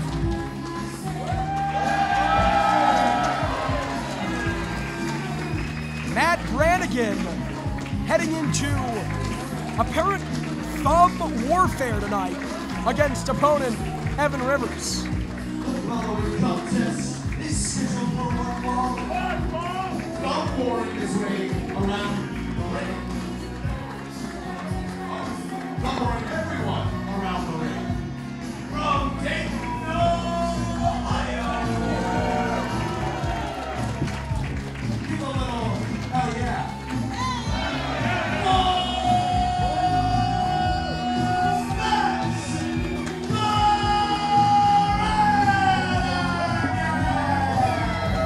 Matt Brannigan, a true breakout star, dare I say, Cody, the true breakout star Damn of right. Prestige Wrestling in 2024. I mean, Jordan, it was in this very room where we saw Matt Brannigan gracefully and sexfully fly off that So balcony. he didn't. That was Matt Brannigan. That was a blow-up doll in his robe with a wig to almost kind of resemble him. But I will give you So, this. you're trying to tell me that a blow-up doll Brannigan was sitting on my lap after that match? Absolutely, yes. You thought that was the genuine article? This guy. I will give you this, Cody. Brannigan did indeed, easy for me to say, do a flip. It was back at Roseland 9 in a three-way dance against Shaden and Alpha So. Did not lead him to victory.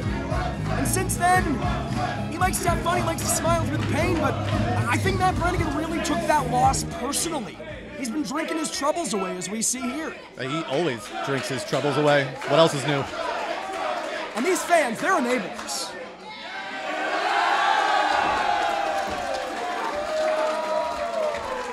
You know, I would never advise or endorse drinking, being under the influence during a professional wrestling match, but there's exceptions to every rule, and when Matt Brannigan does it, it is cool and awesome. Much like Jim Davis, creator of Garfield.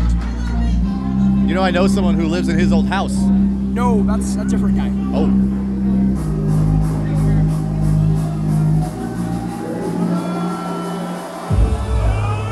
But we're having fun, Cody. We're making yuck-yucks during the entrances. This man, fun's not the word I'd use. Nope. You think he would be for looking like he's walking straight out of a rave. Oh, Evan Rivers making his way around the ring as my co-host having a little thumb war with Brannigan. You don't want no part of these thumbs, B.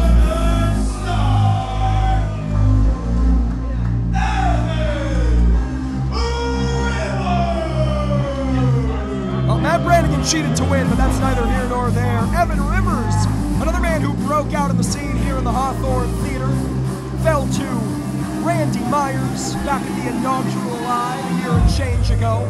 A participant in the Cascadia Wrestling Cup, falling to Amira in the first round and losing in high part, dare I say, to his nasty attitude in that 8-person tag team match as part of Night 2. Matt Brannigan, a true star in the Pacific Northwest, a northern star, but yet to find that same consistency here in Prestige Wrestling. Tonight might be the night.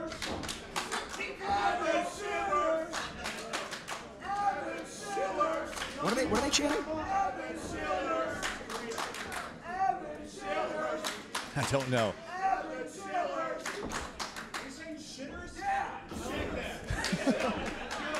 Of course, there was a lot of talk, a lot of walk from Matt Brannigan, defeating me with a thumb war during Evan Rivers' entrance. You might be asking, what's with the thumb business? He's offering it here. Usually you have to subscribe to get thumb business. This is a freebie, Jordan. Matt Brannigan saying he did some tape study, did some research, found Evan Rivers has a checkered past with a thumb war, looking to beat him at his own game here, but no fun and games from Rivers.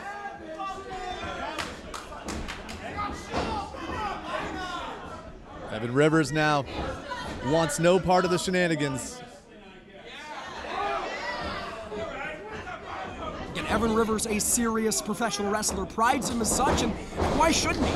I mean, in a very, very short window of time, the Northern Star has made his name, picking up championship gold and huge victories against some of the industry's best and brightest across the Pacific Northwest. Prestige, really the only major place he has yet to find that consistency. Rivers was bridged by Brannigan, and now Rivers, turning the table, taking the leg out from under Brannigan. Cover from Rivers. You know, Rivers is a high flyer, so his size is often deceptive. Shoulders down here.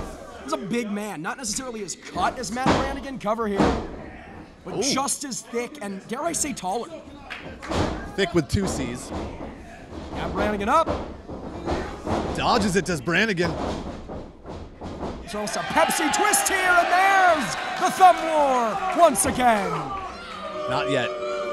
Not ever, according to Evan Rivers. Evan Rivers claims that Brannigan has some misleading information about that checkered past, that dirty history of thumb warring by, Evan Rivers. That's not how you thumb war. That is a different finger, and a clear message sent from Evan Rivers. Again, lost that 8-person tag team match at the Cascadia Wrestling Cup. You can watch it. It's in full for free on Prestige Wrestling's YouTube, the same place you're watching this. Evan Rivers lost that match because of his own nasty attitude. He turned his own team against him. It's not easy to do, but somehow Evan Rivers is a master at pissing off everybody. Irish whip from Brannigan here. Talking about the Cascadia Wrestling Cup. Multiple victories that evening from Matt Brannigan. Impressive. Most impressive. Show that he's not just a silly Billy Cody Von Whistler. He is a legitimate professional wrestler when push comes to shove, or perhaps when drop toe hold come to face, as we're seeing here.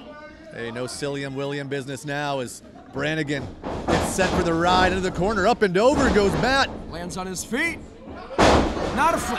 Want to make it clear, fans? That is not a flip. I don't know what you're talking about. He nailed it. I don't know what I'm talking about either. Flip.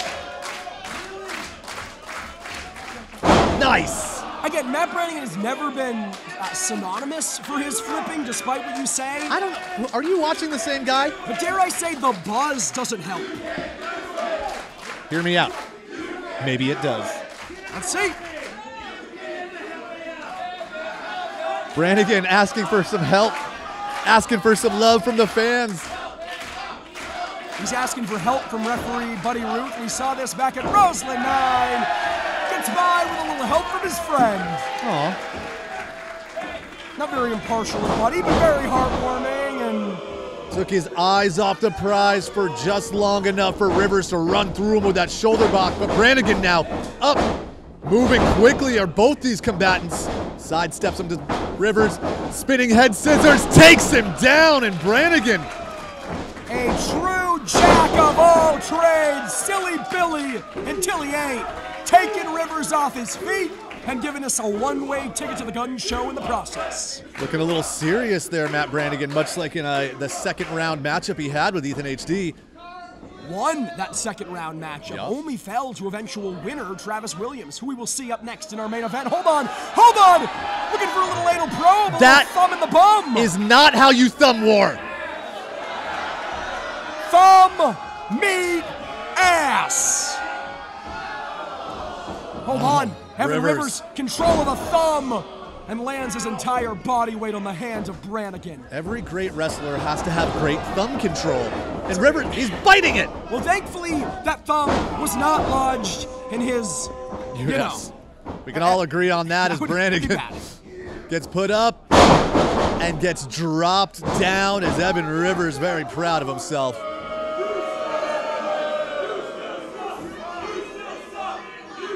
Excuse me, Cody, do you think Evan Rivers is letting, cover here, do you think Evan Rivers is letting the Prestige faithful get in his head too much here? Yeah, I mean, right there was a prime example. He could have gone for the pinfall right away. Instead, took his time trying to get under the skin of the Prestige faithful, rather, much like they're doing to him. Brannigan not tapping here, I want to point out, trying to break the hold of Evan Rivers. And it's Evan Rivers forced to break the hold from referee Buddy Ruth. Want to make it clear, despite the hug to Brannigan, Buddy a very fair and impartial official. Allegedly. Uppercut there from Evan Rivers. Out of the corner. Buddy trying to get him out of the corner there. Again, Rivers has got to be careful he doesn't get himself disqualified here, but taking every single second of the 5 count allotted. 4.5. Blowing a kiss to these fans. Evan Rivers really relishing the hatred here, Cody. I think he was blowing a kiss to a certain fan. Matt Brandadog. He got him up, thinking delayed, vertical, suplex!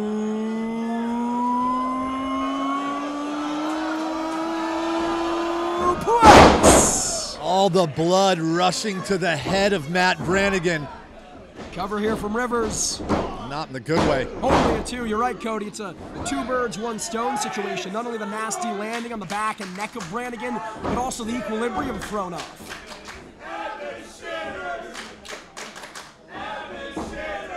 It's no Alan A-hole, but I don't mind it. Of course, our Prestige... Rivers.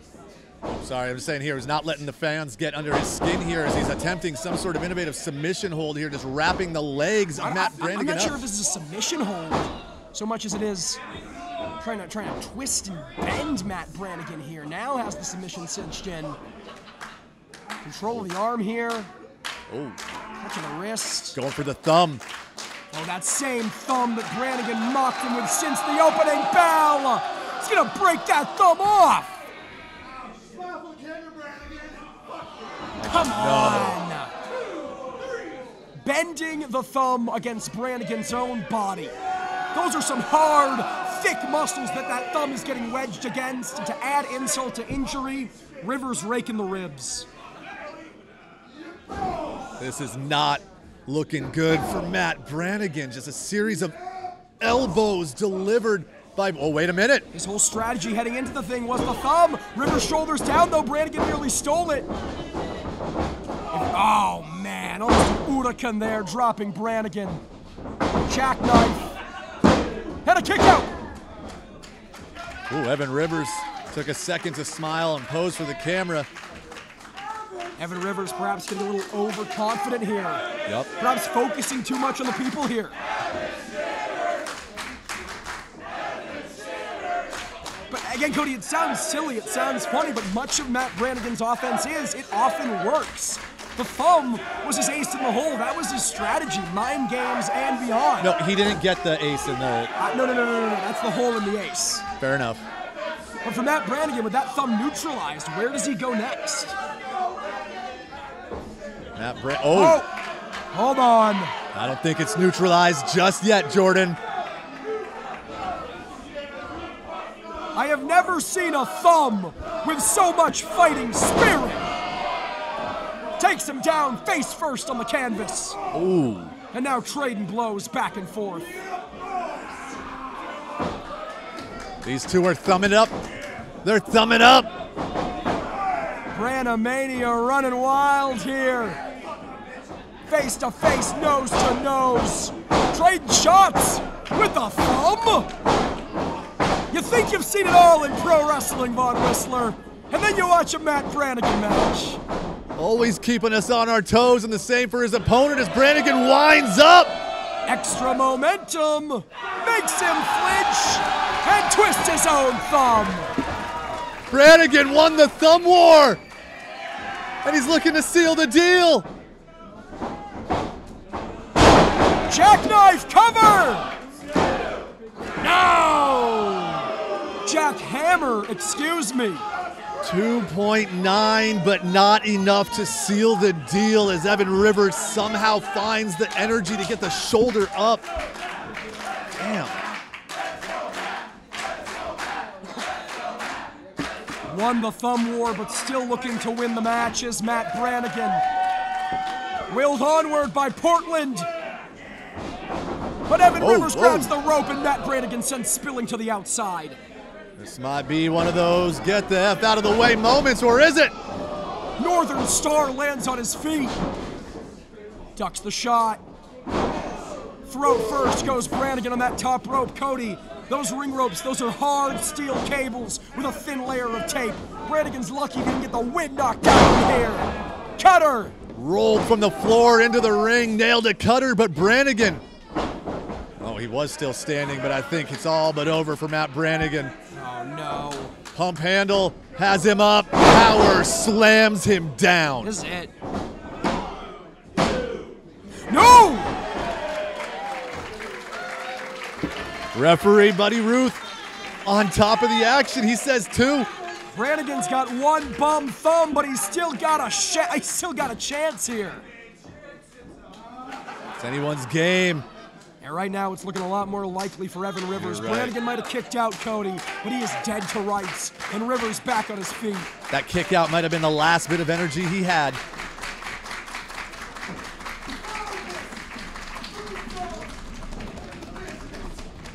Evan Rivers thinking about getting a little high here in the Hawthorne Theater. Looking ultra-violent moonsault, but Brannigan with a thumb. Hold on, a thumb to the bum. The anal probe lands. Heads up, 7 up. Thumb in the bum. German suplex.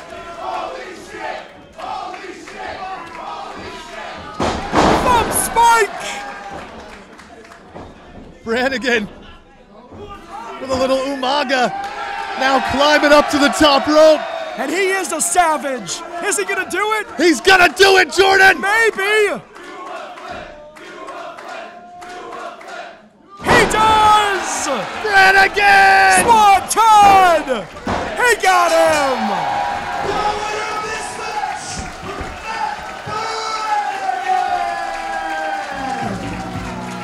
Matt Brannigan with a buzz, 2 thumbs, and a dream. Victorious against Evan Rivers.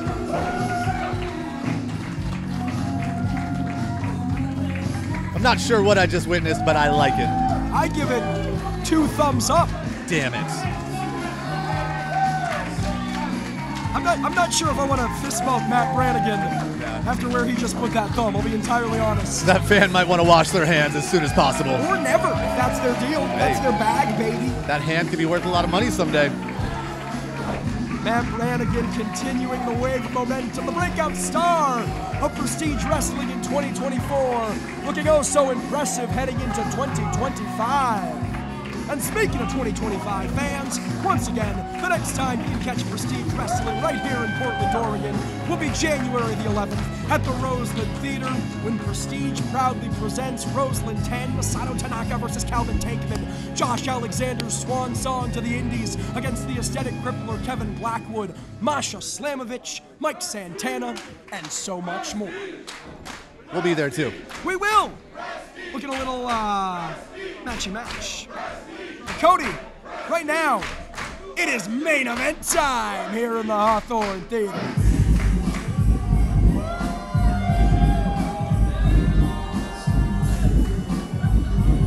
Once again, the bass from this sound system absolutely shaking our commentary table.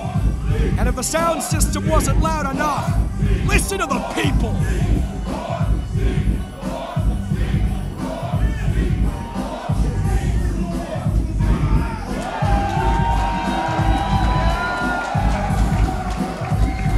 Rosas and Cody Sean, the inaugural Prestige Wrestling Tag Team Champions, the only 2-time Prestige Wrestling Tag Team Champions.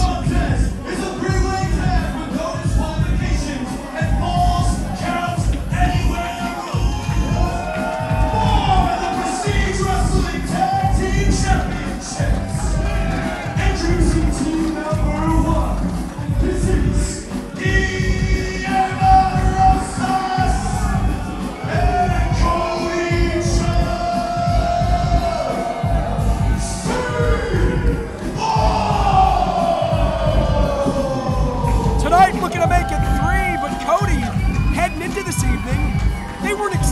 Tag Team Championship match. They weren't expecting a three-way, falls count anywhere, no disqualification match. They were expecting an 8-person tag at the onset of that show. Well, all that went to hell. Cody's excited. And why shouldn't he be? An opportunity to regain the Prestige Wrestling Tag Team titles that, forgive the pun, they added so much prestige to.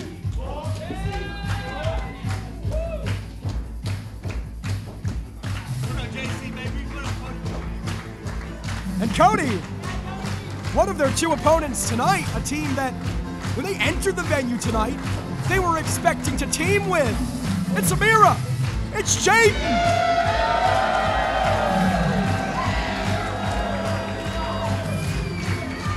Where have all the good men and all the good women gone? Right here to Prestige Wrestling.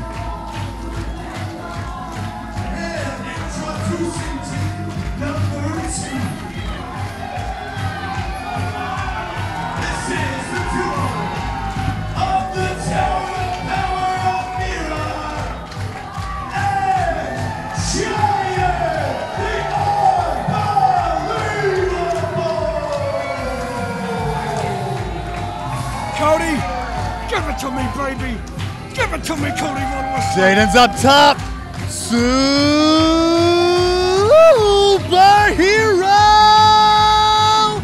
landing. How is it on the knees? Absolutely terrible. But these wrestlers, anyone but Cody, I'm not sure there are any two that personify their native Rose City more than Amira and Jaden. It's the two in blue.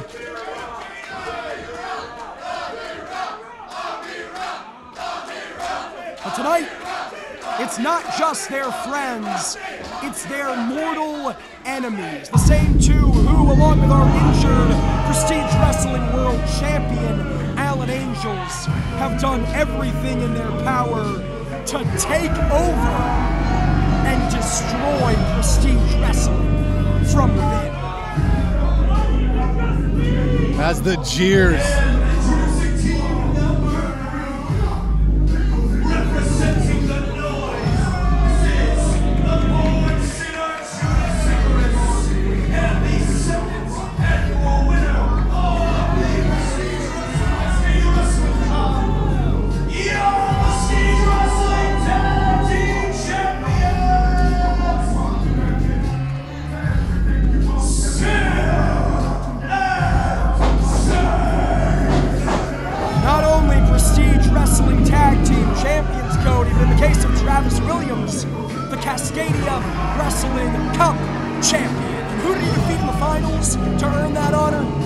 Jordan, I gotta be honest with you, it is hard to hear anything in the Hawthorne right now with how loud the Prestige faithful are booing Sinner and Saint.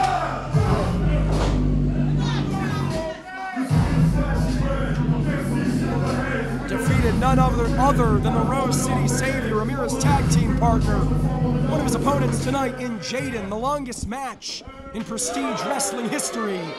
And as Jaden and Amira stare at the gold, you gotta think that's running through Jaden's mind. You gotta think the end of Roseland 9. Portland on her back running through Amira's mind. And that's the question, Cody. By night's end, will we see new champs? Only time will tell, my friend, as we are moments away from our main event. And you mentioned this a few moments ago. C4, Amira and Jaden. Originally, we're going to start things off teaming up. So you got to think they might be. Well, it's falls count anywhere. Referee Devin Campbell not going to administer the count, but likewise, Guillermo Rosas and Amira not going to stand for it. Nowhere for Sinner and Saint to go. And my sweet boys are in a pickle. Rosas and Sean on the outside, taking the fight to Williams. Of course, C4, oh my God! Nasty landing, back first on the apron goes Judas Icarus. And usually I'd be horrified when something like that happens. But with the born sinner, it couldn't happen to a nicer guy. And I'm not surprised that it only took a matter of moments for this action to pour onto the floor. These guys are fighting all over the Hawthorne. Again, it is is every team for themselves. Jaden, Amira, and C4 are not an established quadrant as originally scheduled. Chun and Jaden now. But you wouldn't know it right now, Cody. Chun and Jaden. Double boots to the face of the professional. Nowhere for Travi to go. Icarus and Rosas head-to-head, quite literally a headbutt from Guillermo Rosas. Mira now delivering a headbutt to poor Icky out in the crowd. Oh yeah, poor Icky, poor Icky. He's a sweet boy. Same guy who aligns himself with Alan Angels, the same guy who was going to We don't talk about that. hightail it for the hills tonight, leave these people without a main event. The second Angels wasn't here.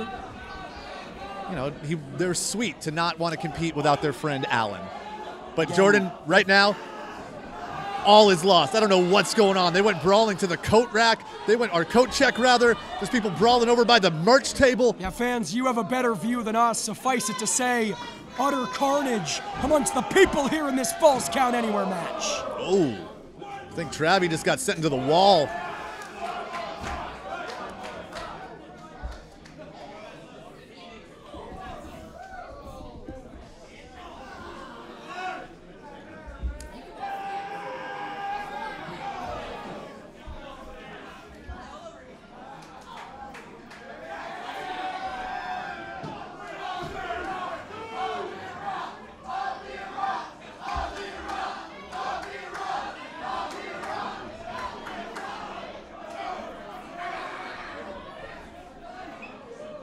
Guillermo Rosas, Cody Chun, hightailing it out of the Hawthorne Theater, Falls Count Anywhere, and they mean everywhere, Cody Von Whistler. I mean, we were getting a little quiet here because if we can't see it, we can't call it, but you're right that some people went out the exit.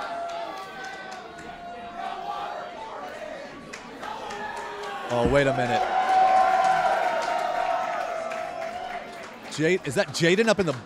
Oh, wait. That is Amira in hot pursuit.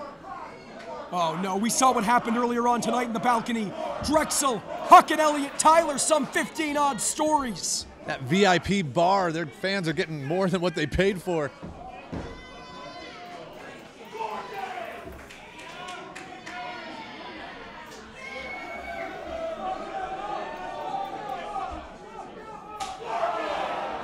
Ouch. You said it.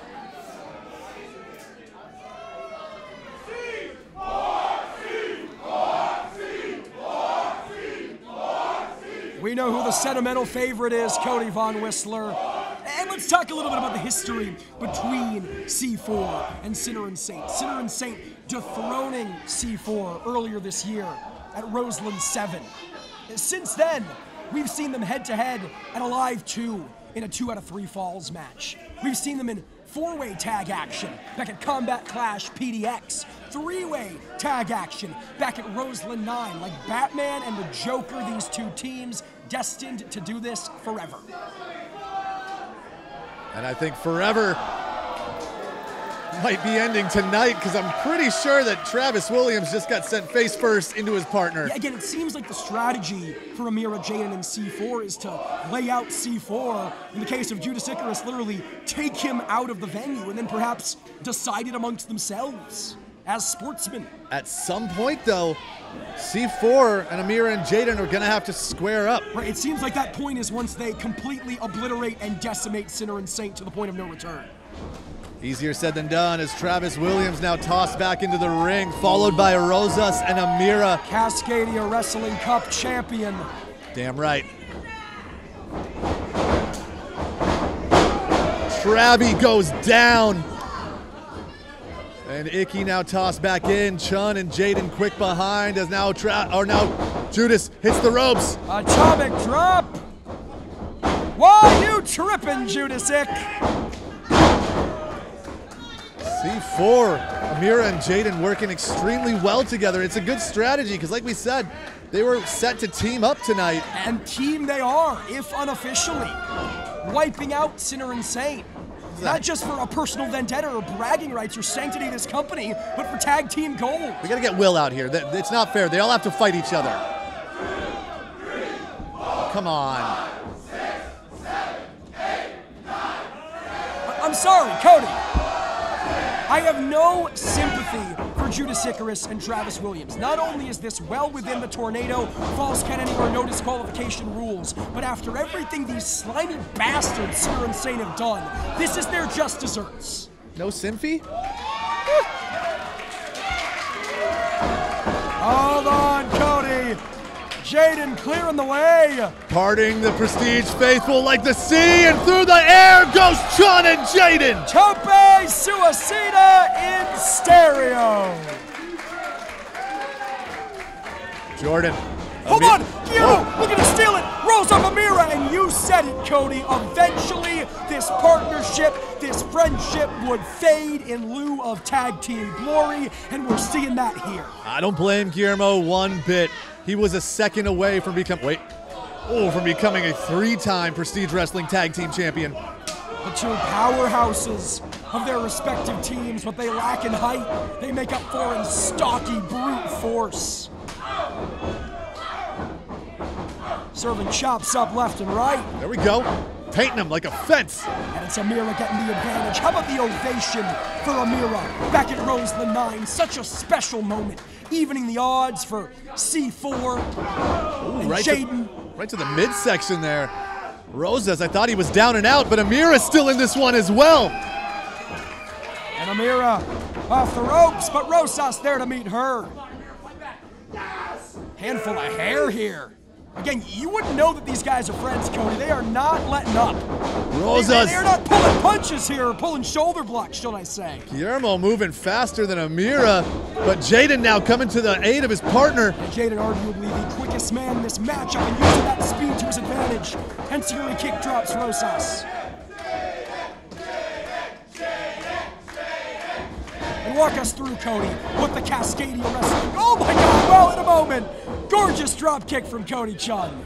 Damn near kicked the mask off of Jaden's face. And this is what cemented C4 as the tag team to be. Not once, but twice over, Prestige Wrestling Tag Team Champions. Synergy like this.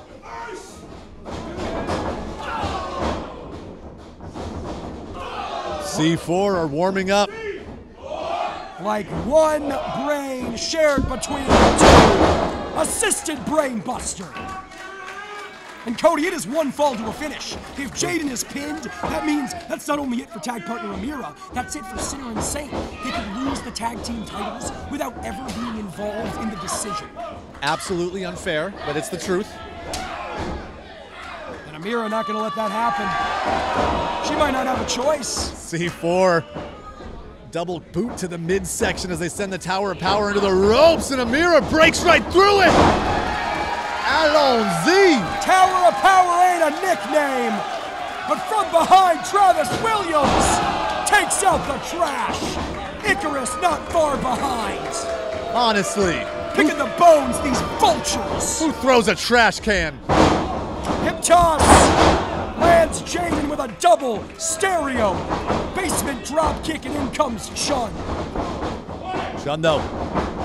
Chun sends Icarus, the same man who defeated him in round 1 of this year's Cascadia Wrestling Cup, into partner Williams. But this is classic Sinner and Saint. Talk about one brain. Talk about a well-oiled machine here, Cody.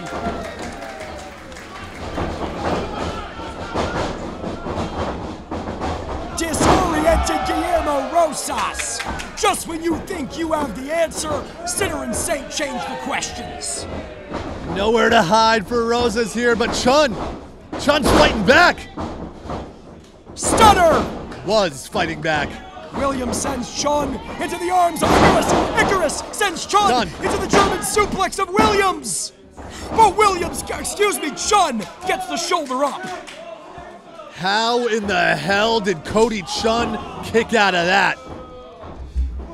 You do not become a 2-time Prestige Wrestling Tag Team Champion without that kind of survival instinct. You don't win the inaugural Cascadia Wrestling Cup without that kind of survival instinct. C4 doing the smart thing. They're continuing the assault to Cody Chun, not letting that kick out sway him at all. Sinner and Saint with successful defenses, not only over C4, but Midnight Heat, Violence is Forever, the Hammer Brothers. Looking to add C4 once again for a 4th time. and the newly formed team of Jaden and Amira to that list. Cody. And this is completely legal, Von Whistler. Yeah. See you later, Chun. No! Chun ducks out of dodge. And Sinner and Saint steal from their own chairs and Amira's trash can. The Tower of Power. Oh, she's climbing. She's looking to get a little high here in the Hawthorne. She's strong. She can lift you, Cody. But the Squirrel Whisperer can also fly. Air Amira.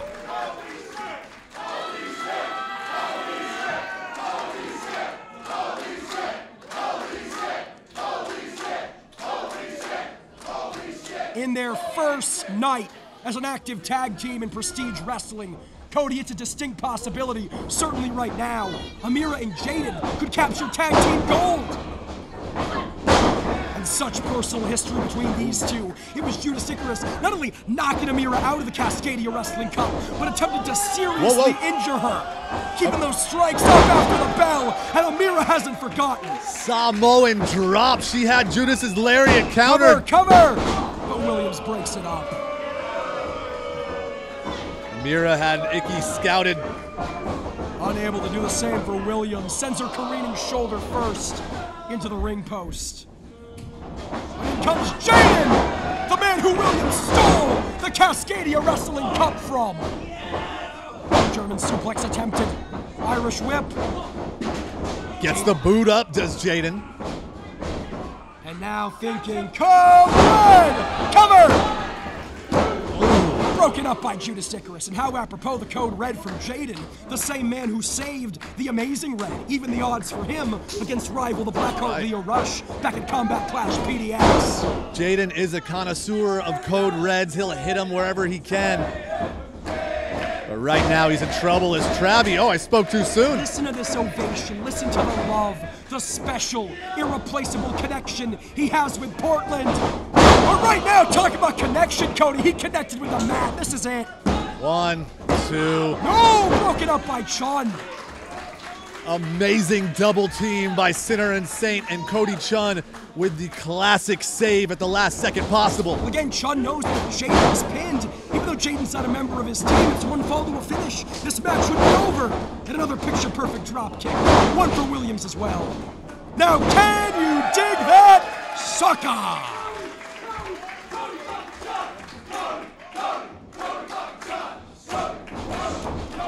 Big splash to Icarus, one for Williams. That's got a sting.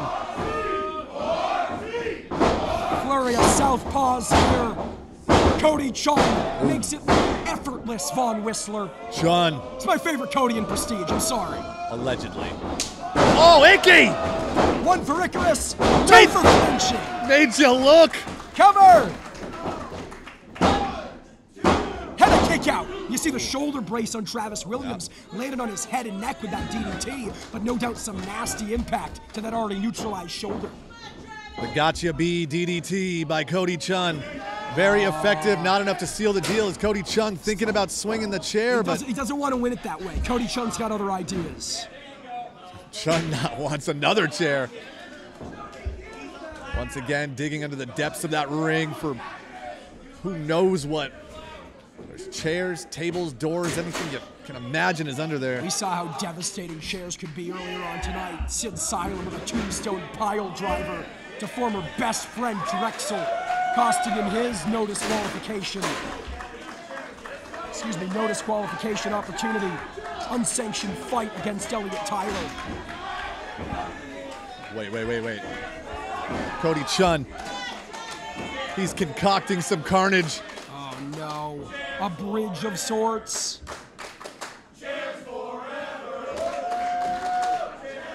No doubt looking to send Williams, Icarus, perhaps both, plummeting into that steel. Is that what the C stands for?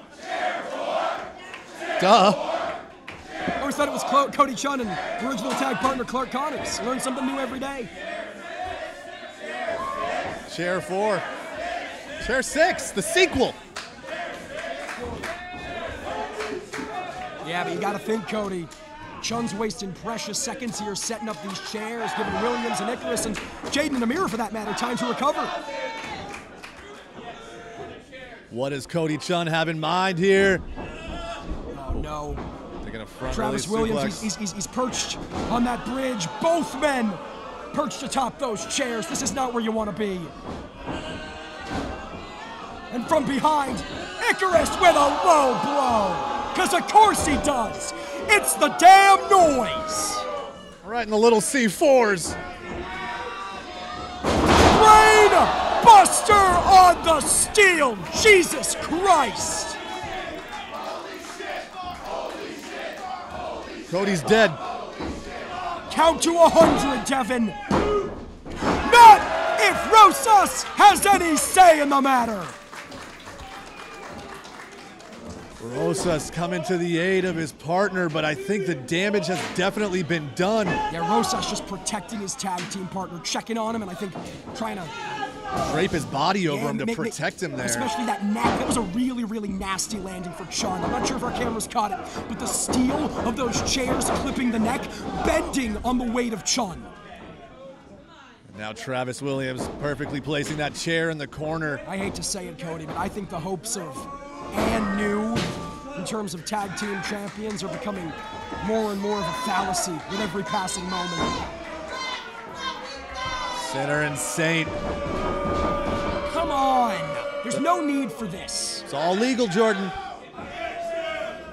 Yeah, this isn't getting them any closer to victory. This is about rubbing it in the face of C4. It's about rubbing it in the face of the Prestige faithful. Wait a minute! Guillermo Rosas sends Williams into the corner. Oh, hold on, Williams. Nearly with friendly fire, but Icarus with some to Williams. Rosas had it. Rosas had it countered for at least a moment, but Judas Icarus still in this one. Irish whip. One for Rosas. And Icarus goes face first. So much for those movie star good looks. Icky.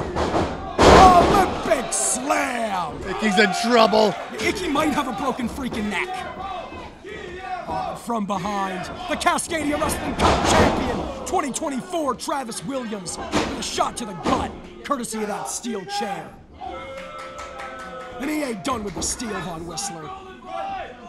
Oh, this does not look good for Rosas. Thinking ode to the fallen, the same move that's defeated C4 time and time again. But in comes the Rose City Savior, saving Rosas with a Superman punch. And here's tag team partner Amira. Amira and Jaden looking to send Icky for the ride. Power bomb, backstabber combination, new champs. No.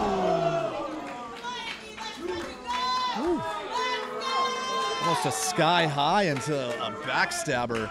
Call it what you will, it nearly cinched them tag team gold in their very first match as a team here in Prestige. Never seen that before. Speaks volumes for Amira and Jaden for this first time teaming here in Prestige. Already got some awesome double teams.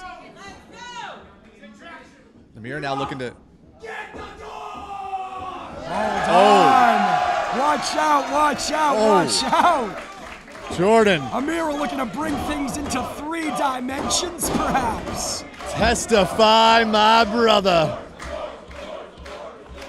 This is not good for Sinner and Saint. Not one bit, Cody Von Whistler. Talk about Amira eliminated from the Cascadia Wrestling Cup by Judas Icarus. It was Jaden eliminating Judas Icarus from the Cascadia Wrestling Cup. So much history between these three. Revenge and retribution all over the place as Amira has Icky up. Oh, come on! Travis Williams sweeps the leg of Jaden. Icarus escapes. Amira lands on her feet. Okay! Drops him. Oh, but Icarus, so quick, like a bullet through the air, cuts Amira off. That's why they call him Judas Quickerus. They do not do that. He's a very fast man. But if they keep this up, they might call him and still Prestige Wrestling Tag Team Champions. I think you're right, Jordan. What the hell are they going for? They're bringing Amira up to the top? Williams on the other side of the ring? Icarus thinking superplex, but what the hell is Williams going for here? We're about to find out. Or are we, as Amira fighting for her life?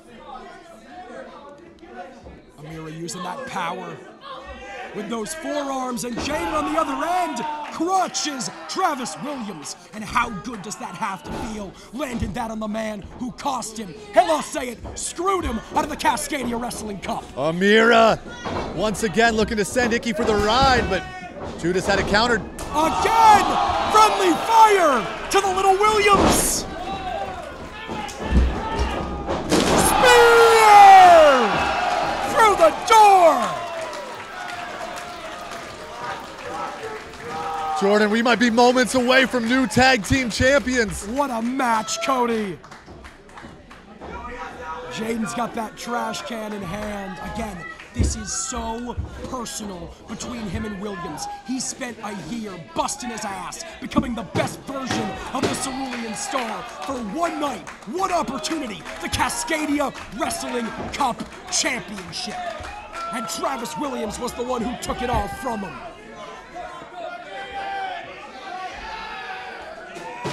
Coast to coast to the man who cost him Cascadia. Like a space ghost. Cover! No! And the tenacity right there. The fighting spirit is why that sweet boy is the Cascadia Wrestling Champion. What is it gonna take? I think Jaden just told us. You asked. Plus Ultra might mean new tag team champions as the professional is up high and he might, oh no, Travis fights out of it, takes Jaden into the ropes. Yeah, Travis, oh, shoulders down here. Jaden. Oh, shoulders down to Travis here. He knows that there would be no hope of kicking out of that Plus Ultra driver. Shoulders down again. Sunset flip, only a 1. Shoulders down again. Trading covers fast and furious here. This is anyone's game. Dodges it. Punch evaded. The Huracan is not. And there's the Octopus, center of the ring. How many times did we see this in the 41 minutes they waged war in the finals of the Cascadia Wrestling Cup? Right. Travis knows it was successful. But here comes C4. Very smart move by Williams, sending Jaden into Guillermo Rosas before he could get back into this one. And now Cody's still standing, not for long. Chun receives the same treatment from Jaden, who shoved Williams. Wait a minute. Sliced bread with a what? Superhero landing. Oh, and Cody, he's looking to win it with the same move that nearly captured the Cascadia Wrestling Cup. The mutilation is applied. It's like, what the? Did Williams give up? Devin's saying no. Oh, give me a break. This son of a bitch, Judas Icarus. It's nothing sacred. Anything goes. As Judas Icarus has the ring bell and Jordan. My co-host has had enough of Sinner and Saint shenanigans. Oh, whoa, come on. Jordan, no, come on. Jordan, Icky, he's not a wrestler. You gotta stop. Oh, come on. I know I talk good things about Sinner and Saint, but Jordan was just doing what he thought was right. Oh, wait just a minute. Mama's home. And Amira now coming to the aid of Jordan.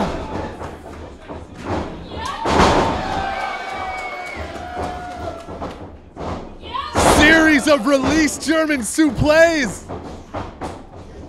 Icky grabbing onto Travi. No way! Holy.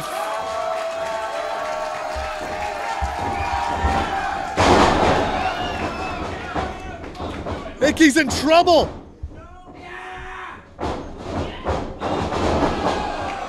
And Amira and Jaden are about to take it. And C4 at the last second possible stop referee Devin Campbell from making the 3. C4 saw the writing on the wall. They did whatever they could to save this. Jordan, are you okay? Cody, I'm fine. I want to apologize. I don't know what came over me. It's not what I want to be. That's not the broadcaster I want to be. I'm sorry, but You were doing what you thought was right. we still got a tag team championship main event here, and it seems like Jaden and Amira still have a snowball's chance in hell of winning that gold. Jaden takes out Chun on the floor, and Rosas sends Guillermo back into the ring. Rosas ducks. Amira ducks. Spear from Rosas. Cut the Tower of Power in half. Shining Wizard from Jaden. A Washington Wizard, baby. As Jaden now, meets nothing but the top turnbuckle and a super kick by Chun. Icky. Super kick to Icarus, the man who cost him the cup. Wait a minute, Cody Chun. Double Cody Cutter. What? Get the damn ring belt. Oh, damn it. God damn it. And Sinner and Saint retain.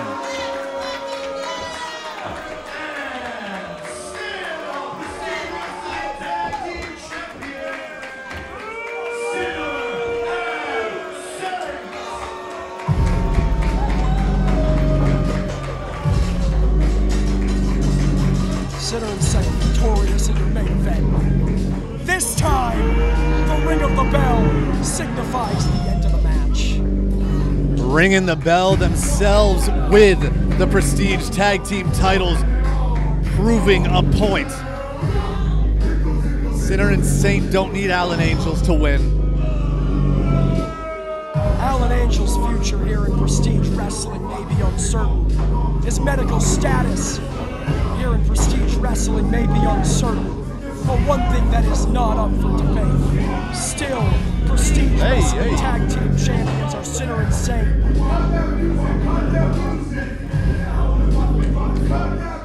Cut the music hard.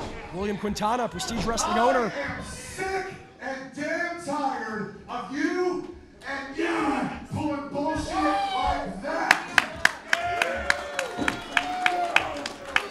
Here's what I'm gonna do. At Roseland 10, on January 11th, it's gonna be Jaden and Amira versus you and you for the tag titles. And if anyone interferes, if you get yourself disqualified, you will lose the belts. How does that sound? Have a good night. Boss has spoken. Roseland 10 from the Roseland Theater here in Portland, Oregon on January the 11th. It will be Amira and Jaden head-to-head with Sinner and Saint for the Prestige Wrestling Tag Team titles. And goddamn it, Cody, I hope this chant is omnipotent. Only time will tell, Jordan. What a night. Well, certainly not the ending we expected or hoped for, but Cody, you are absolutely right. On behalf of everyone here at Prestige Wrestling, we thank you for joining us. We'll see you next year. Happy holidays. So long and good night.